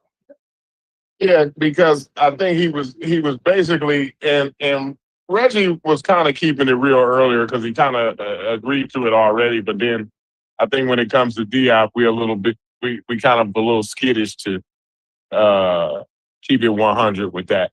But what he's saying is Diop was not arguing for some, generic, they're African type thing. You know what I'm saying? Like Diop was arguing that these folks was black. Now, okay, yes. at the UNESCO's conference, he may have got, a little nuancy there at the conference, of course. Like who wouldn't get all nuancy at the conference, right? But when he's talking to black folk, right? When he's writing his books and shit like that, there's no illusion about what he's talking about. He's saying that these folks was black. True. Why did he say that though? That's what he thought. I don't know why he said it. Listen, that's not the point. Well, if you read the book, I don't know. I don't know that that's the point. The evidence. The point is that what he was saying. The point is now here in 2026 and on YouTube, we into all of this hemming and hawing about what was going on, right? But that they wasn't doing no hemming and hawing about African as this generic term, or we want to determine whether they generically African, because everybody in whoever got a fucking pair of eyes can see they African, right? The point is, was they black African? That's the point. That part is right. What Diop? Thank you, Reggie. Thank you, Reggie. Thank you. But what I want to just enlarge it, because they had already carved up the world and they had removed Egypt from Africa from the rest of the population. Diop was just pretty much putting Egypt back in the African population. Diop was using racial terms, in the time period that he lived in, because they were using those terms. Bro, he was in your same time period, Reggie. No, he wasn't in my. Diop. This is what year was the UNESCO in the 1970s? You wasn't in the 70s? No, I was 11 years old. No, I was in the street. Okay. In the 70s? Yeah. In the 70s. I was trying to get me some CADs or some ProCADs or something like that. I didn't go to college until 82, right? But he was not no ancient. He's not in some ancient time. Like, he used the same language that you used. I mean, he was French, but I'm saying like this is not a time where, they got to use some antiquated language. No, they using the same. They talk just like we talk. But the no, they didn't. No, they didn't. In the 70s, when you read, listen, my daddy was born. My daddy is 60-something years old. He like 63 years old, bro. You gonna tell me that my daddy don't talk like me? Let me say one thing that's in this dude's book. The point is that if I talk about a black man to my daddy, He know what the fuck I'm talking about, and I know what the fuck he talking about. We're not speaking in two different eras and no shit like but I that. understand, but that's the whole point. The ordinary people.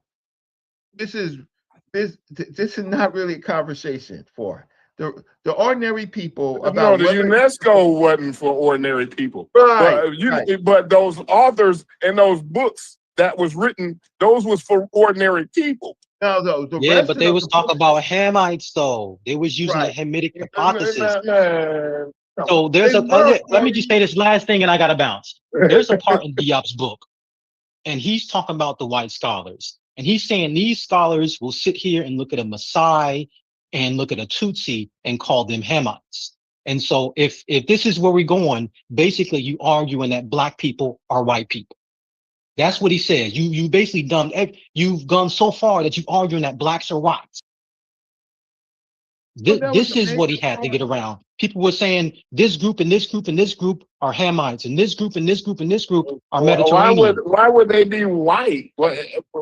So who were they when they was referring to the Hamites in the Bible? Let's go to the Bible. Let's matter of fact go right there. When they was referring to the Hamites, who was they referring to? They was referring to white folk. Is that what you're saying?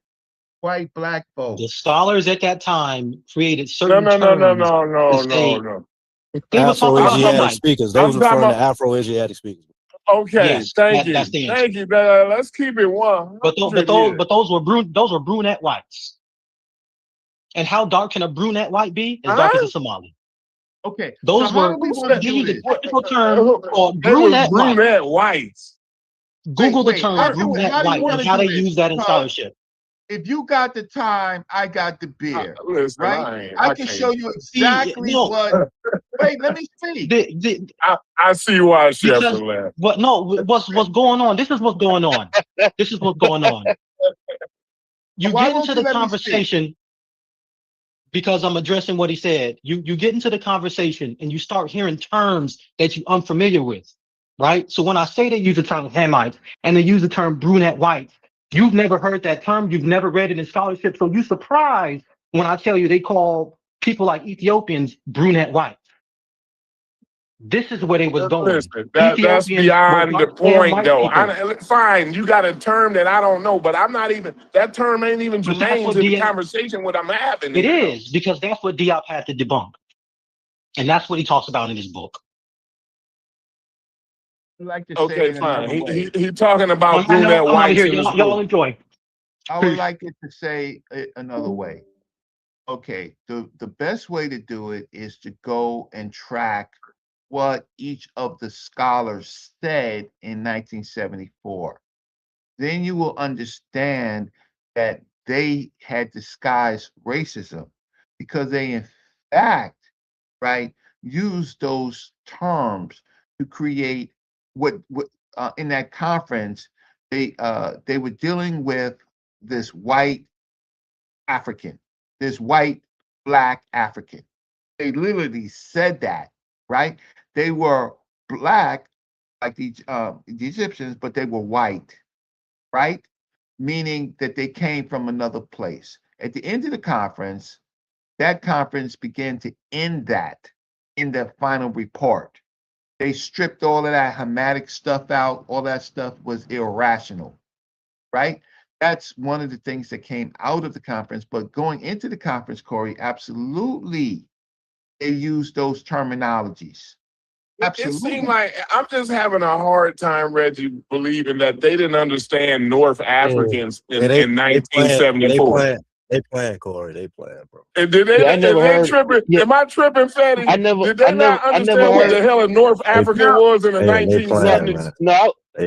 I never heard of brunette white used as a racial term. No, it don't matter that you heard. That's an argument for ignorance. That's an argument from ignorance, and that don't even matter. Gulla's a peer of mine. Gulla's a peer of mine. So, okay, Gulla, tell me, Gulla, right now, what were the participants in that conversation? No, I wasn't even talking to you. I'm talking about a dude. You my peer. You said what? Hey, Corey, it ain't worth it, Corey. It ain't worth it, Corey. What are you talking about, bro? Fatty, they I'm not trying even to tell arguing me with that you, they didn't bro. know what a North So now African you was play in the play. I'm not even. 1940s, bro. Bro, I'm not Hamites even is just arguing. Afro-Asiatic You speakers, just bro. I Right. ain't talking to you, And bro. genetics Tell me. comes to find No, out they do I'm have not Eurasian talking to no ancestry angry like niggas, person, bro. I'm not talking because I wasn't even talking to you. I was talking to a boy. He said some more brunette white. I thought brunette white was a European woman with brown hair. I ain't never know it was used as a racial Right. term. That's all I was saying. I wasn't even arguing with you. Why you want to argue with me? No, because what I'm I'm saying, not Chief. I'm not Chief no, X, yo. because I'm not even here. I I'm said not that even here you're my for that. peer. Why am I arguing with you when I've said that you are my peer? What I want you to do is tell the people what the participants of the UNESCO, what was their argument? It was a lot of mixed arguments. It was shit. Yeah, you still had racist white people, racist Europeans there too, saying white shit. Okay. You know what I'm saying? So That that's Europeans would yeah, they were saying that they was Caucasians and like, a lot of like they still use some of that old outdated shit like that's why I wanted you to say, Mediterranean race and shit.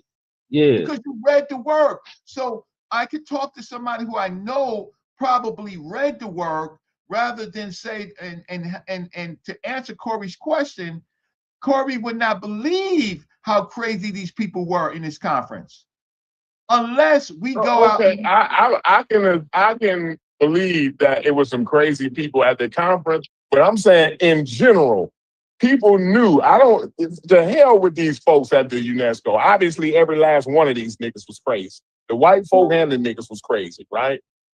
But in general, y'all telling me that in general, people didn't understand what the hell a North African was in the 1970s?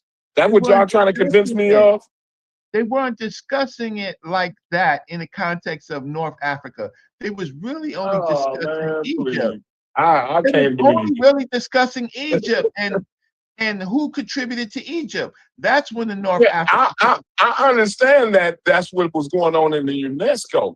I'm talking about in general, though. In general, the world understood what the hell a North African was. If nobody else knew, at least the North Africans knew what the fuck a North African was in the 1974. It was just an analysis at that time before tools now was able to determine who was Afro-Asiatic speakers, bro. Shit ain't hard, bro.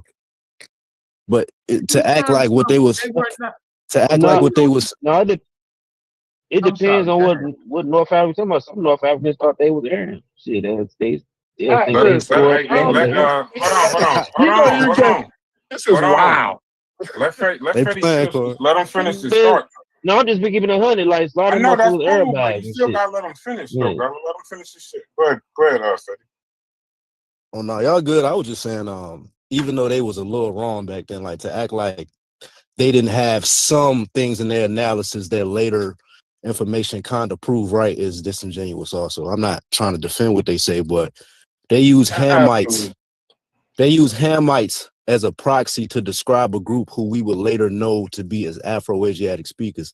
And genetic information comes to find out that these people are different from the groups who they described as Negroes and other people who are more sub-Saharan that lacks Eurasian ancestry. So in these convos, we got to use hindsight 2020, brother. Like, and don't be disingenuous when it comes to terms back then that is outdated, but to act like we don't know exactly who they were talking about.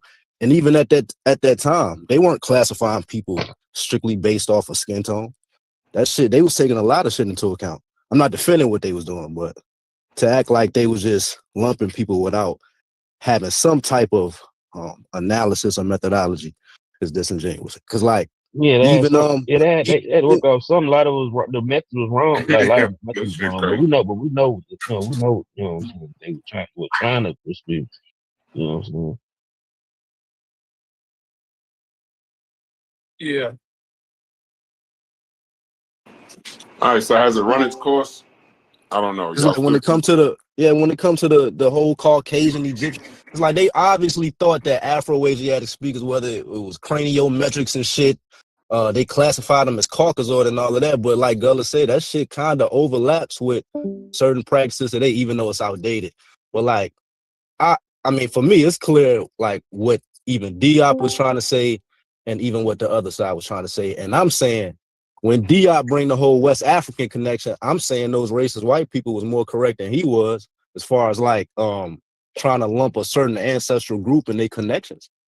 So that's my opinion on it. But as fast as you can, if it's something that you can do with any kind of speed. I know you ain't really trying to talk about it, but you said you know what Diop was trying to say. You know what the white people was trying to say.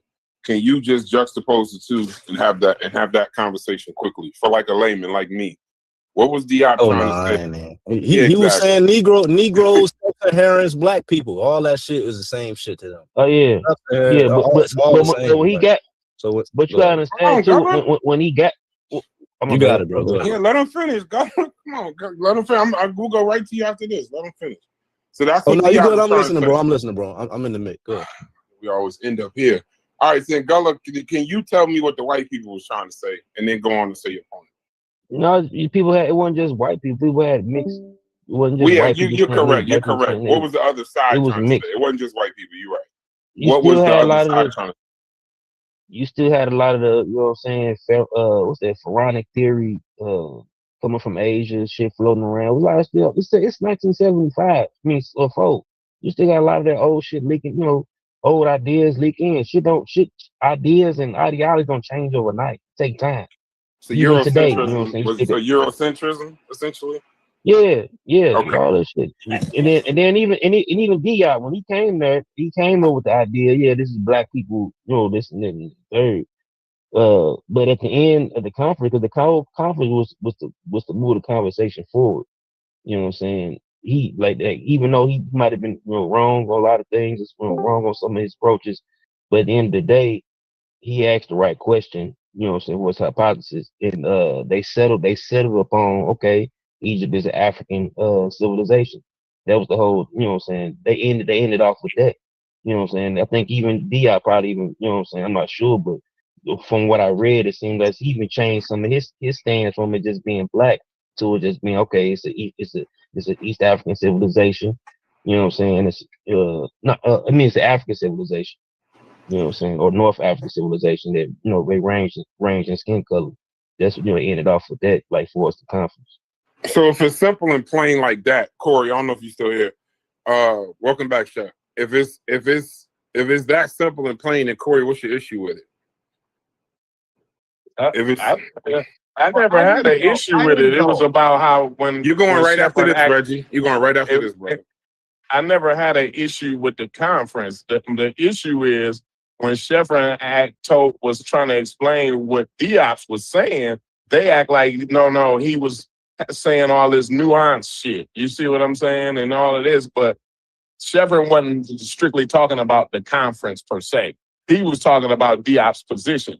Now, okay, fine. At the end of the conference, they had all of this thought process and everybody put all their thoughts together. And at the end, they came to the conclusion.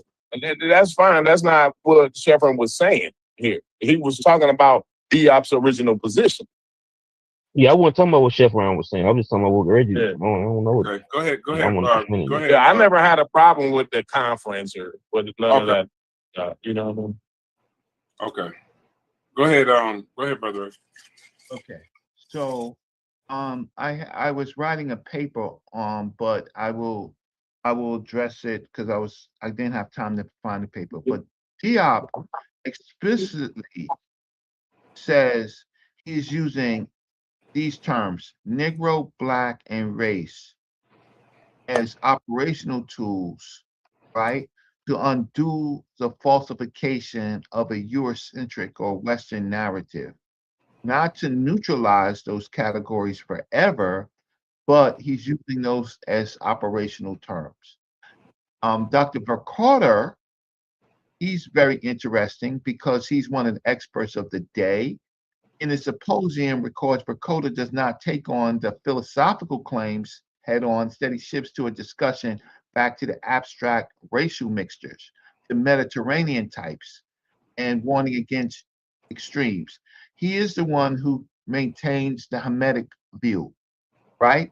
Because there's also people in there that are racial, but there's also people in there protecting their religious points of views. So the issue is Diop used these things as operational to counter what they was actually saying, which was the status quo. Now, mind you, they want to carve up Africa, right? This is 74. They think of a whole new world. So certainly on the issue of North Africa was not a major part. North Africa only dealt with the peopling of the Nile Valley. And then it became a linguistic conversation, only to help those people who wanted the status quo, right? But again, this complicated conversation doesn't have anything to do with the wider arguing, except for Diop. People are mad at Diop because he just said that the ancient Egyptians called themselves Negro, Black. And they was like, no, we can't allow that. So then they started messing with the linguistics on Kemet. And so there was a whole conversation just on the word black. No, you can't do it. So they use Sonoran, they use Abdullah, right? As the main pushbacks, and Verkota. Because Diop said, wait, hold on, y'all. They called themselves the strongest term, Kemet, which means black. It was like, oh no, you're not supposed to know that. And so what Diop was saying, that these people self-identified with this word Kemet, which means dark, brown, black. But didn't he say they was connected to his ethnic group and all of that? Or am I tripping? No. Who's talking? Because I don't see the screen. Anonymous. Anonymous. Oh, It don't matter. My name doesn't matter right now. Demonstration in linguistics. No, I'm saying like the whole black thing. I think he was clear when it comes to his idea of who black was and which ancestral populations he thought belonged to those peoples. That's what I'm saying. Like when you look into his personal work, he did connect his own ethnic group and the whole. I may be wrong with the Negro Egyptian thing and how that later on came about, but he was one of the people saying that West African groups and Egyptians have a common ancestor, to where even they migrated over. He was talking about migrations and all of that. So that's where the blackology comes into play. And I haven't heard nobody talk about that. Well, I don't. Before I talk about that with you, Anonymous, I need to I need you to tell me exactly what he said and where. I can't take your word for it because I didn't read it. I didn't read it like that. And again, it's several different things going on into this. What Diop was arguing specifically at the UNESCO conference, what he specifically said, and this is wider work, right? And then the blackology. Well, my big problem is, well, he said Kemet was the name for Egyptians, but he did not go as far as to say that the Nubians were Kemet. Now, so you have to analyze why didn't he make if he was doing You bugging, bro. You bugging. My bad. I go disrespect you, Elder Reggie. Anonymous. How dare you say that, Anonymous? I don't even want to start the argument. How dare you get personal, Anonymous? Come on, bro. What happened, yo? That's why I said, bro, Diop was making, he was making hypotheses to say that even certain Cameroonian groups came from Nubia and then they was in Egypt, migrated across. He got a lot of wild hypotheses, bro. Well, wait, stop. Yeah, but Chef didn't agree either, though. Hold on, Reggie. Chef didn't agree. And he was clear on who black people was. So, Chef, what was your disagreement with what he said? That because do we got to do this with Diop? Like, yeah, apparently. Like, we really trying to act like Diop wasn't clear on what he was talking about and who he was talking about. Like, I understand I have to argue with Unc over this, right? Because Unc is trying to push this whole generic, they were just African thing, right? But Reggie, you don't even agree to that. You think they was Black African too. So where did you get that from? Watch You this. got it from Diop and them. Watch this. Okay, in my work, I only care about when a people call themselves black, right? No. Wait, why are you cutting me off? Because you talking about your work, right? We're talking about Diop. We're talking about what was Diop's position? Was Diop's position that Egyptians was just indigenous generic Africans? No, his position is they were black Africans, similar to all what they were calling at that time the black racial groups of Africa. And he went so far as to point in his own country and ethnic group as being a proxy to show the type that was in Egypt in ancient times. That's what he was saying. Okay. Now, am I wrong? Well, you on point. You on point. I think, Shepard, can you let me know when you want to do this, right? Where we can show information on your channel, so I can show you exactly what he was saying, right? That's not exactly what he was saying. What I want to show exactly what he was saying, right? Right, by his own words, right? And so you have a right to, because we're poisoned by a lot of different things. But first of all, have you read the UNESCO 1974 final report? Read the whole thing, Don't and I fall put it for in it. Don't ChatGPT. fall for it, sir. Okay, so wonderful. So I like your work. So the final report, you put it in ChatGPT. Yep. So on your channel, it's simply we could ask the question to ChatGPT on the final report. Yep. And Just we'll like go through the whole Negro Egyptian hypothesis. Diop. Right. We can go through that with ChatGPT and ask ChatGPT to summarize and analyze what he was saying. So I appreciate that. I did it before. Like I had a whole chat where it break down the things he got right and things he got wrong. Right. So great. So that's how we do it. That's so. Hey, brother Reggie. Yes. So quick question. So, and I appreciate you stopping so I can answer my question. I know I cut you. So my question then goes back to, I asked simply what Diop was saying, and I asked simply what the other side was saying, and it was very simple, it was very clear, and it was very plain. Why is it so confusing now that y'all both have to go read it again, put it in ChatGPT to now figure out what he was saying? Oh, for the audience. I know that's just like I only have the ability really on this to ask simple questions, but I got a simple answer from 4 different people that it was very clear what both sides were saying. But now you and Chef, who both read it, I put some money that Chef didn't, but he said he did. But if he's saying he read it and you saying you read it, the only thing that could be messing with y'all both education is what exactly? Because now y'all saying it ain't plain. There's parts that I say, well, I may have some slight disagreements with, right? Right. But the way I captured this argument was, this was in 1974. It was against the status quo, right? They were trying to look at the terminology. They were supposed to look at the terminology that they were using themselves, right? And then people still, even with the terminologies, reverted back to their bullshit. Diop, who was basically trying to say you people got it wrong when it comes to the peopling of Egypt, right? Then they use these terms. He used those terms in French and in the Meta-Netra, right? Kemet, Noor, Black, Negros, Negres, right?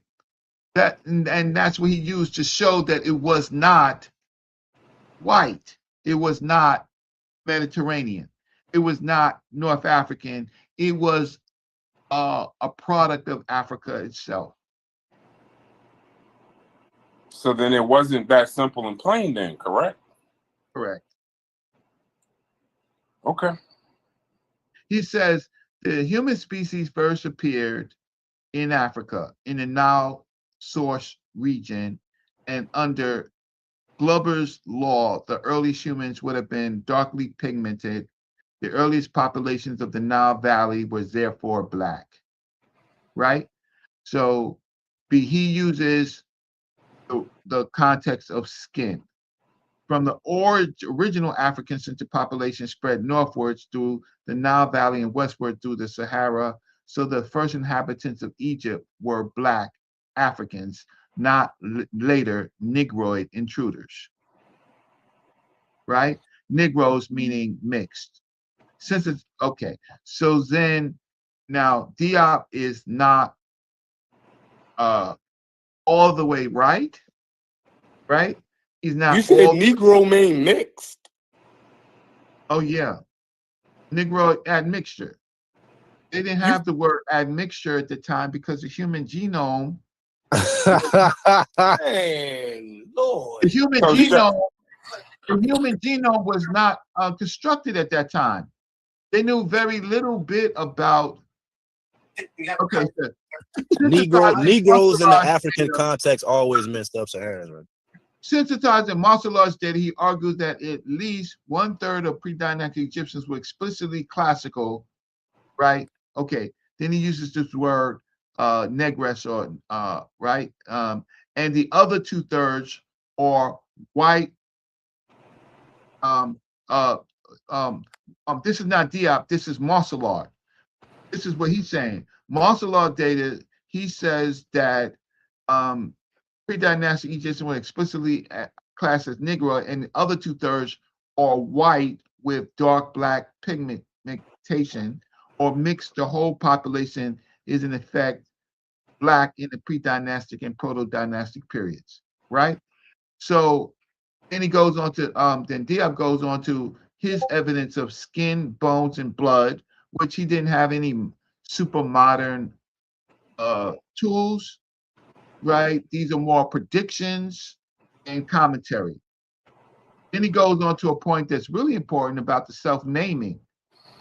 Egypt used Kemet as the strongest term for blackness, right? He emphasized that Egypt did not draw a color line between themselves and Nubians. They did not use Kemet to separate themselves from Nubians, which means his claim is about a shared black identity, not about setting up Egyptians and Nubians as different races. So he did that in the context of race. He didn't separate them racially, culturally. Obviously, they were separated. So,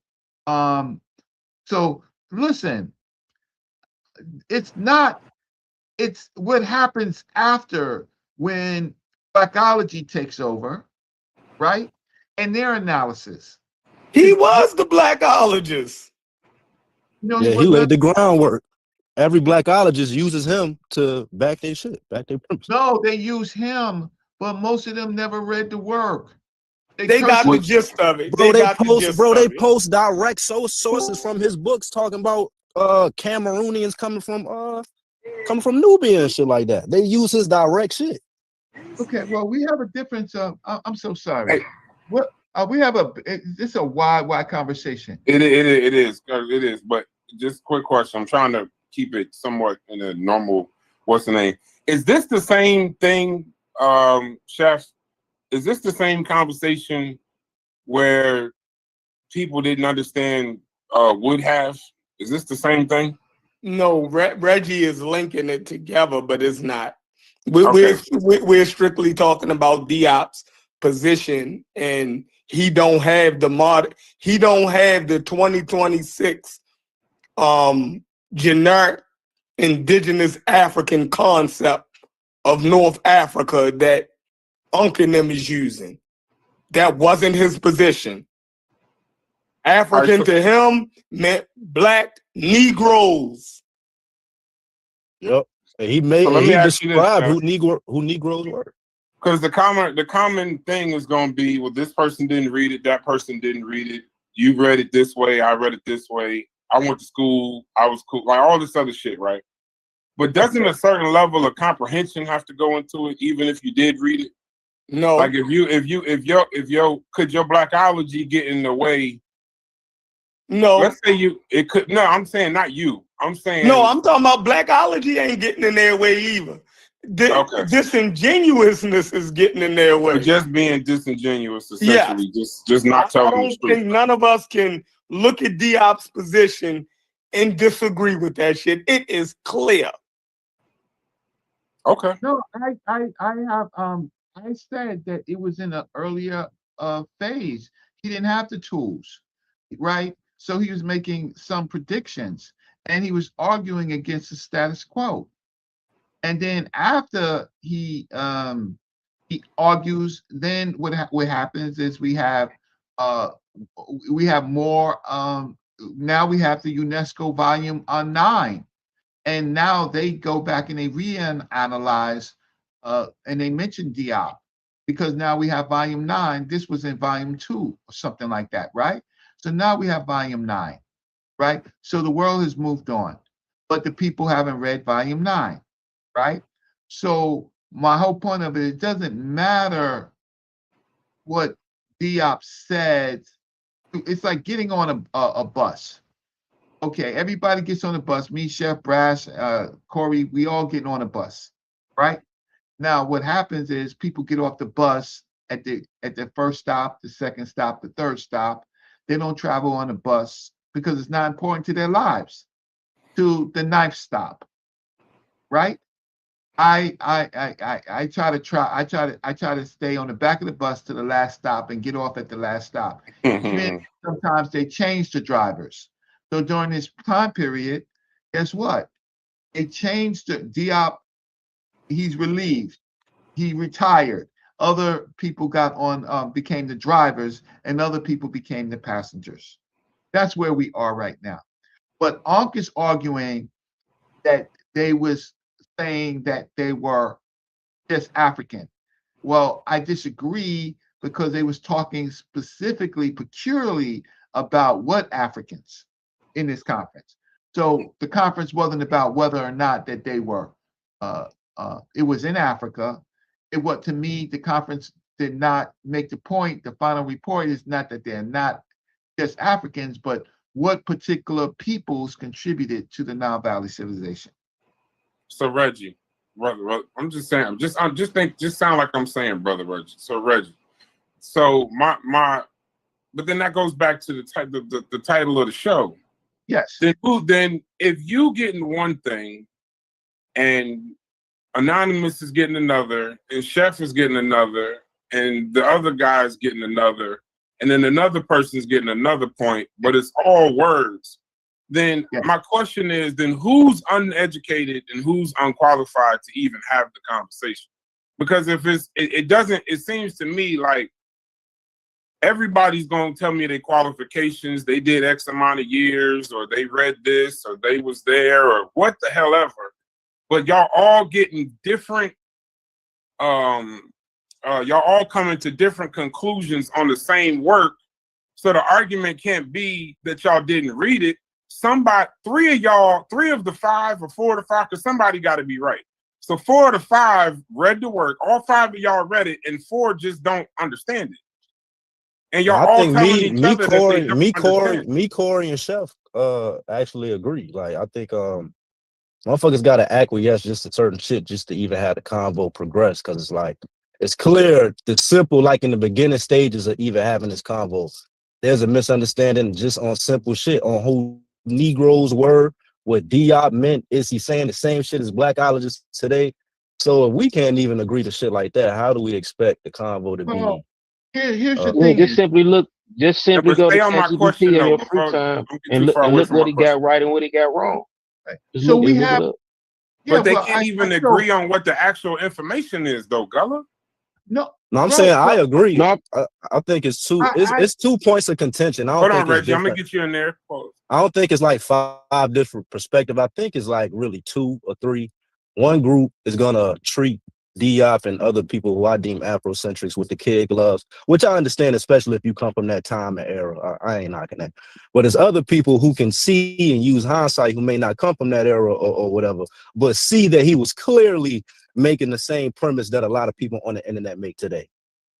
So it's like Even when you like, that's why I say when you connect, when he tried to make a connection with West Africans and say who's Negroes and who this and connect that with Egypt, that gives you everything right there. What's really different between what him and a person like Pan-African James is saying? Like from an overall premise standpoint, one just got more nuance than the other. It can say it in a better way, but they emotional premise is the same thing, and why they even interested in that in Egypt in the first place. That's my opinion. Okay, go ahead, Rich. Okay, so today we have tools in which we can take whole papers and we can analyze it and get the analysis. And then if we have some difficulty or disagreements, we can ask some more questions. And that's pretty much where we are today. When people say, well, see, here's the thing is, I didn't disagree with any of you. Right. Right? I didn't. And how can I say, and I think I'm closest to this work, right? What I just said is that generally I have an idea of what he specifically said, right? And that is the problem. And so we have to put it on a big screen. So Sheffrin, this weekend, can we do it? Can you put it on the big screen? Yes, sir. And just tell me when. You gonna put it on the big could. screen, Chef? Yeah. Y'all, Like- no, like I'm just we- asking. No, Reggie, I'm just asking Chef because he said yes real quick. So Reggie said y'all gonna do it and put it on the big screen. We ain't doing nothing. No, I'm just saying. I'm just asking. That's what he said. He said y'all gonna do it and put it on the big screen. Okay. The big Not screen tuning into that, but I got you. The big screen is so that all the audience can see exactly what's being shown, right? Instead of talking, right? The talking is we could be talking and actually agree, and then still be fighting, and we agree. We're fighting on our agreement. And that's what happens here, right? Okay. Okay. So Now you with see that- how two people that don't got a personal beef can get to a compromise? Yeah. Well, the problem is I don't have a personal beef. Well, there's other people that have personal beefs. I don't know why, right?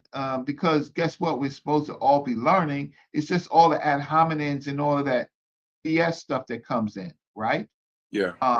And but it doesn't come too much on this specific channel, right? But still, at the same time, you can mute my mic, right? If you want. I know where you go. Goes past when we're talking about a subject, and then it goes into people's families Right. that have to deal with them. I wish they die, right? I'm wishing, right? I just wish them, their family members, because they want to talk about other family members that's innocent, right? I'm like, but my wish don't mean nothing because that's spooky. But I'm just saying it should never go past the intellectual argument. Right. Right. So, Brass, I want to say thank you. I'll say Chef and Hits and everybody part of Tri Media for allowing me to go on, and Anonymous and Gullah and everybody. I'm gonna check out. But thank you all. Brass, thanks for the donation. All right, peace, brother. Yes, sir. Yes, sir. You are always. I think Smoke. When you come in here, we tend to listen to you, so it's more like a lecture. So you should be compensated for it. Well, I appreciate it, and I try to keep it intellectual, right? Yeah. And I stayed on the topic, underqualified and uneducated, and people hyping up stuff for their own brand. That some of that stuff got to be checked at the door. So thanks for the great topic. No problem, brother. Have a good one. Chef, it's a lot of confusion on your new channel. Can you clean it up, please? What happened? Bro, nobody knows. You picked a name, I guess, that has like 50 channels. People are trying to find your new channel. And I keep putting the link in there, so I don't know why. Yeah, I know, but I'm trying to like, like just I think I tagged it earlier. Okay, you put it back in there. All right, so that's the new channel. A lot of these conversations that we're having on Carnivorous and TMI or low key, just whichever one, a lot of these conversations with the Discord, we're keeping them just vanilla barbershop conversations. We're not claiming that we're doing some kind of high level education and all this, that, and the other. We're really just having a conversation and working it out and allowing y'all to watch us in real time. So, but on that channel, E Pluribus, that's Chef's new channel, has a great presentation on it already. It's very clean, it's very clear. And that'll be where he kind of like, here's one point, here's this point, argues here, gets down in the mess with his messages and some mess, but then we'll do like a 5 to 10 minute video where he can't be interrupted, already recorded, pre-recorded, not alive. So definitely go there to kind of hear his full stance, because sometimes it gets confused in these messy ass conversations. With peer-reviewed sources. Yes, with peer-reviewed sources. So that's where when you say, well, I heard your stance on the Discord show. No, go to my channel, watch that video uninterrupted, and you'll get the actual my actual point. Shouts to Brendan in the chat. Shouts to everybody that came through. Haskell, brothers, y'all got anything before I shut it down? No, this good conversation. It shows you how everything remains, how these conversations just remain circular.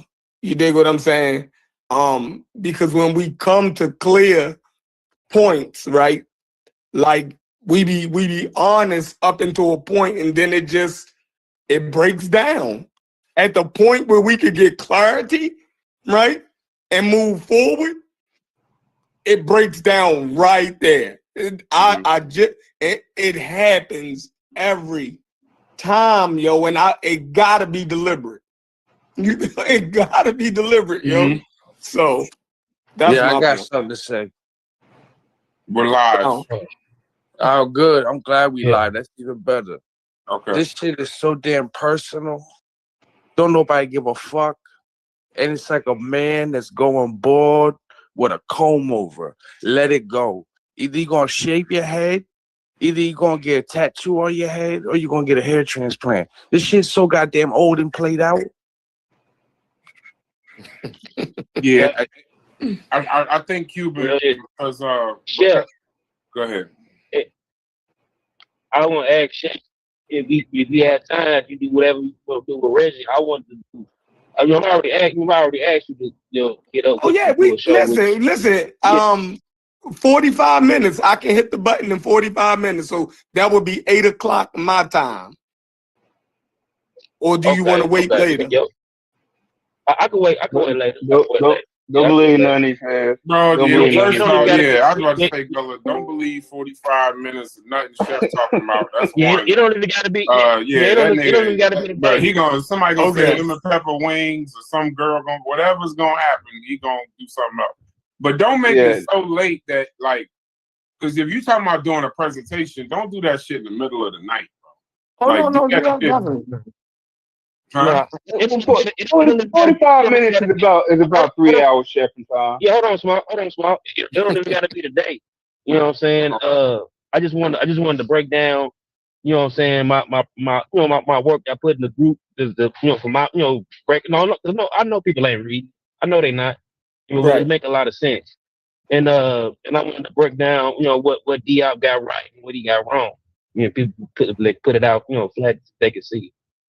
I want to bring up 2 points from the chat. Just let me know. Let me know when you want to do it, and we'll set it up. And between me and Brass, we'll both set it up. Yeah, I got you. I don't really. I'm gonna keep reiterating. I care less, but I will help. Yeah, I can do it. I could do it tomorrow. I'll do it tomorrow. Sure. Okay, then if he can't, then I'll help you out also. Brendan, I want to bring up one point that Brendan said and one point that Shakir said. I'll bring up Shakir point first. Corey, you still here? So Corey is more the political guy. If you in the Discord, he starts the morning off, gets us going with our morning coffee of politics. Shakir started off about 3 hours ago saying this, and he just finished. So now I'm gonna definitely say it. He said that the next show better be on Epstein and the pedophiles running the United States of America. So I think at some point, too, And I appreciate that, Shakir, and I agree.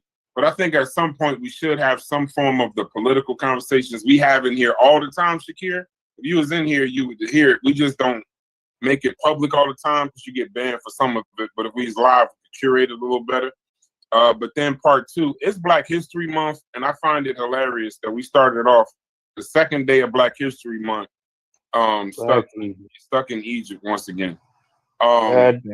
Is the craziest thing ever. So hopefully, Chef, we do get together and we do something on, at least begin to have a conversation on Black history. Yeah.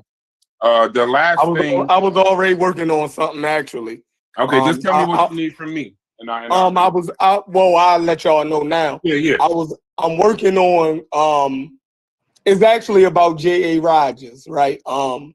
Because like most of the stuff that we talk about, I think J.A. Rogers, for the most part, gave us our framework of Black history. You dig what I'm saying? And I think, from Carter G. Woodson, right? He used Carter G. Woodson Negro History Week and the Pittsburgh Courier that he was writing for to really give us how we celebrate Black history. I think J.A. Rogers, his formation of going over the biographies of different Black people, right, and questioning whether certain civilizations like Egypt had Black pharaohs and stuff. I think he laid a lot of that framework of how we do it nowadays. So I definitely wanted to do that piece, but I already started working on it. I was working on it for the other channel because I wanted it to be clean, but we definitely need to do something over here for Black history. Just to have an open conversation. I'll come up with something, you come up with something, we put it together. Okay. On that, go ahead. My bad. I was gonna say too, shout out to the Afro Puerto Rican Arturo Stromberg. You know what I'm saying? Stromberg, you know what I'm saying, the Black Puerto Rican guy, it was one for him. You know, so he's one of the fathers of Black history, period, because he put together his libraries of Black books and all that. And he went in on African Americans and just the African diaspora as a whole. You know what I'm saying, and that knowledge. So he's one of the big roles of fathers of Black history, period. What is Schomburg? Doesn't he have like some kind of, what is this connection to to Benjamin? Don't he got some kind of connection, Benjamin? I don't think so. I'm gonna look it up. Who's Benjamin? Benjamin who? Dr. Ben. I think he got some kind of connection to Benjamin. I'm gonna look that up. He got more like I don't even really hear Dr. Ben talk. I heard more Dr. Clark speak of Stromberg. You know, I might got it wrong. But to finish off with this Diop thing, shouts to Brendan. Brendan made a statement. He tried to say it earlier, but y'all was kind of moving the subject, so I wanted to stay on it. He said, he says Diop has a picture of an artifact of Narmer and says he is a typical Negro. So Diop's stance is pretty clear to him. What does that mean? That Diop actually, in his book, African Origins of Civilization, he told you who the Egyptians was, and he used Egyptian iconography of Menes or Nama to tell you what a typical Negro was in ancient Egypt, and that's how they looked. He went to the first pharaoh of Egypt and said, this is Nama, Menes, and he's a typical Negro, right? So Brendan is saying that we know what Diop was saying. Anybody playing like they don't know what Diop's saying, you know what I mean? It's playing games. That's what Brendan is getting to. Okay. He said that while y'all was talking, but I don't mind interrupting, but sometimes when y'all like flowing, y'all forget your idea when you get interrupted, so I didn't want to interrupt at that moment. But shouts to the channel. Make sure y'all subscribe to E Pluribus. I find it hilarious listening to all y'all try to read the name of the channel. It shows me your cognitive and reading skills. linguistic skill, whatever you want to call it, is just hilarious. Because if you look on a dollar or you look on some money, I forgot which bill, it's on damn near every bill, I think. E pluribus unum. And a good show on Apple TV. But shouts to y'all, shouts to Hits, Logic, DQ, Chefreen, Carnivorous Podcast, E Pluribus, and Concrete Corey. And I appreciate you, Gullah, Aston. Stu Peace tapped out a long time ago. Shouts to him, shouts to Reggie, and shouts to all the contributors, even anonymous. But now I hope that y'all don't spend the next 26 days talking about Egypt during Black History Month. Let's try to talk about some current topics that's affecting us and maybe some African Americans and our contributions to America. Shouts to y'all. Y'all have a great one. Peace.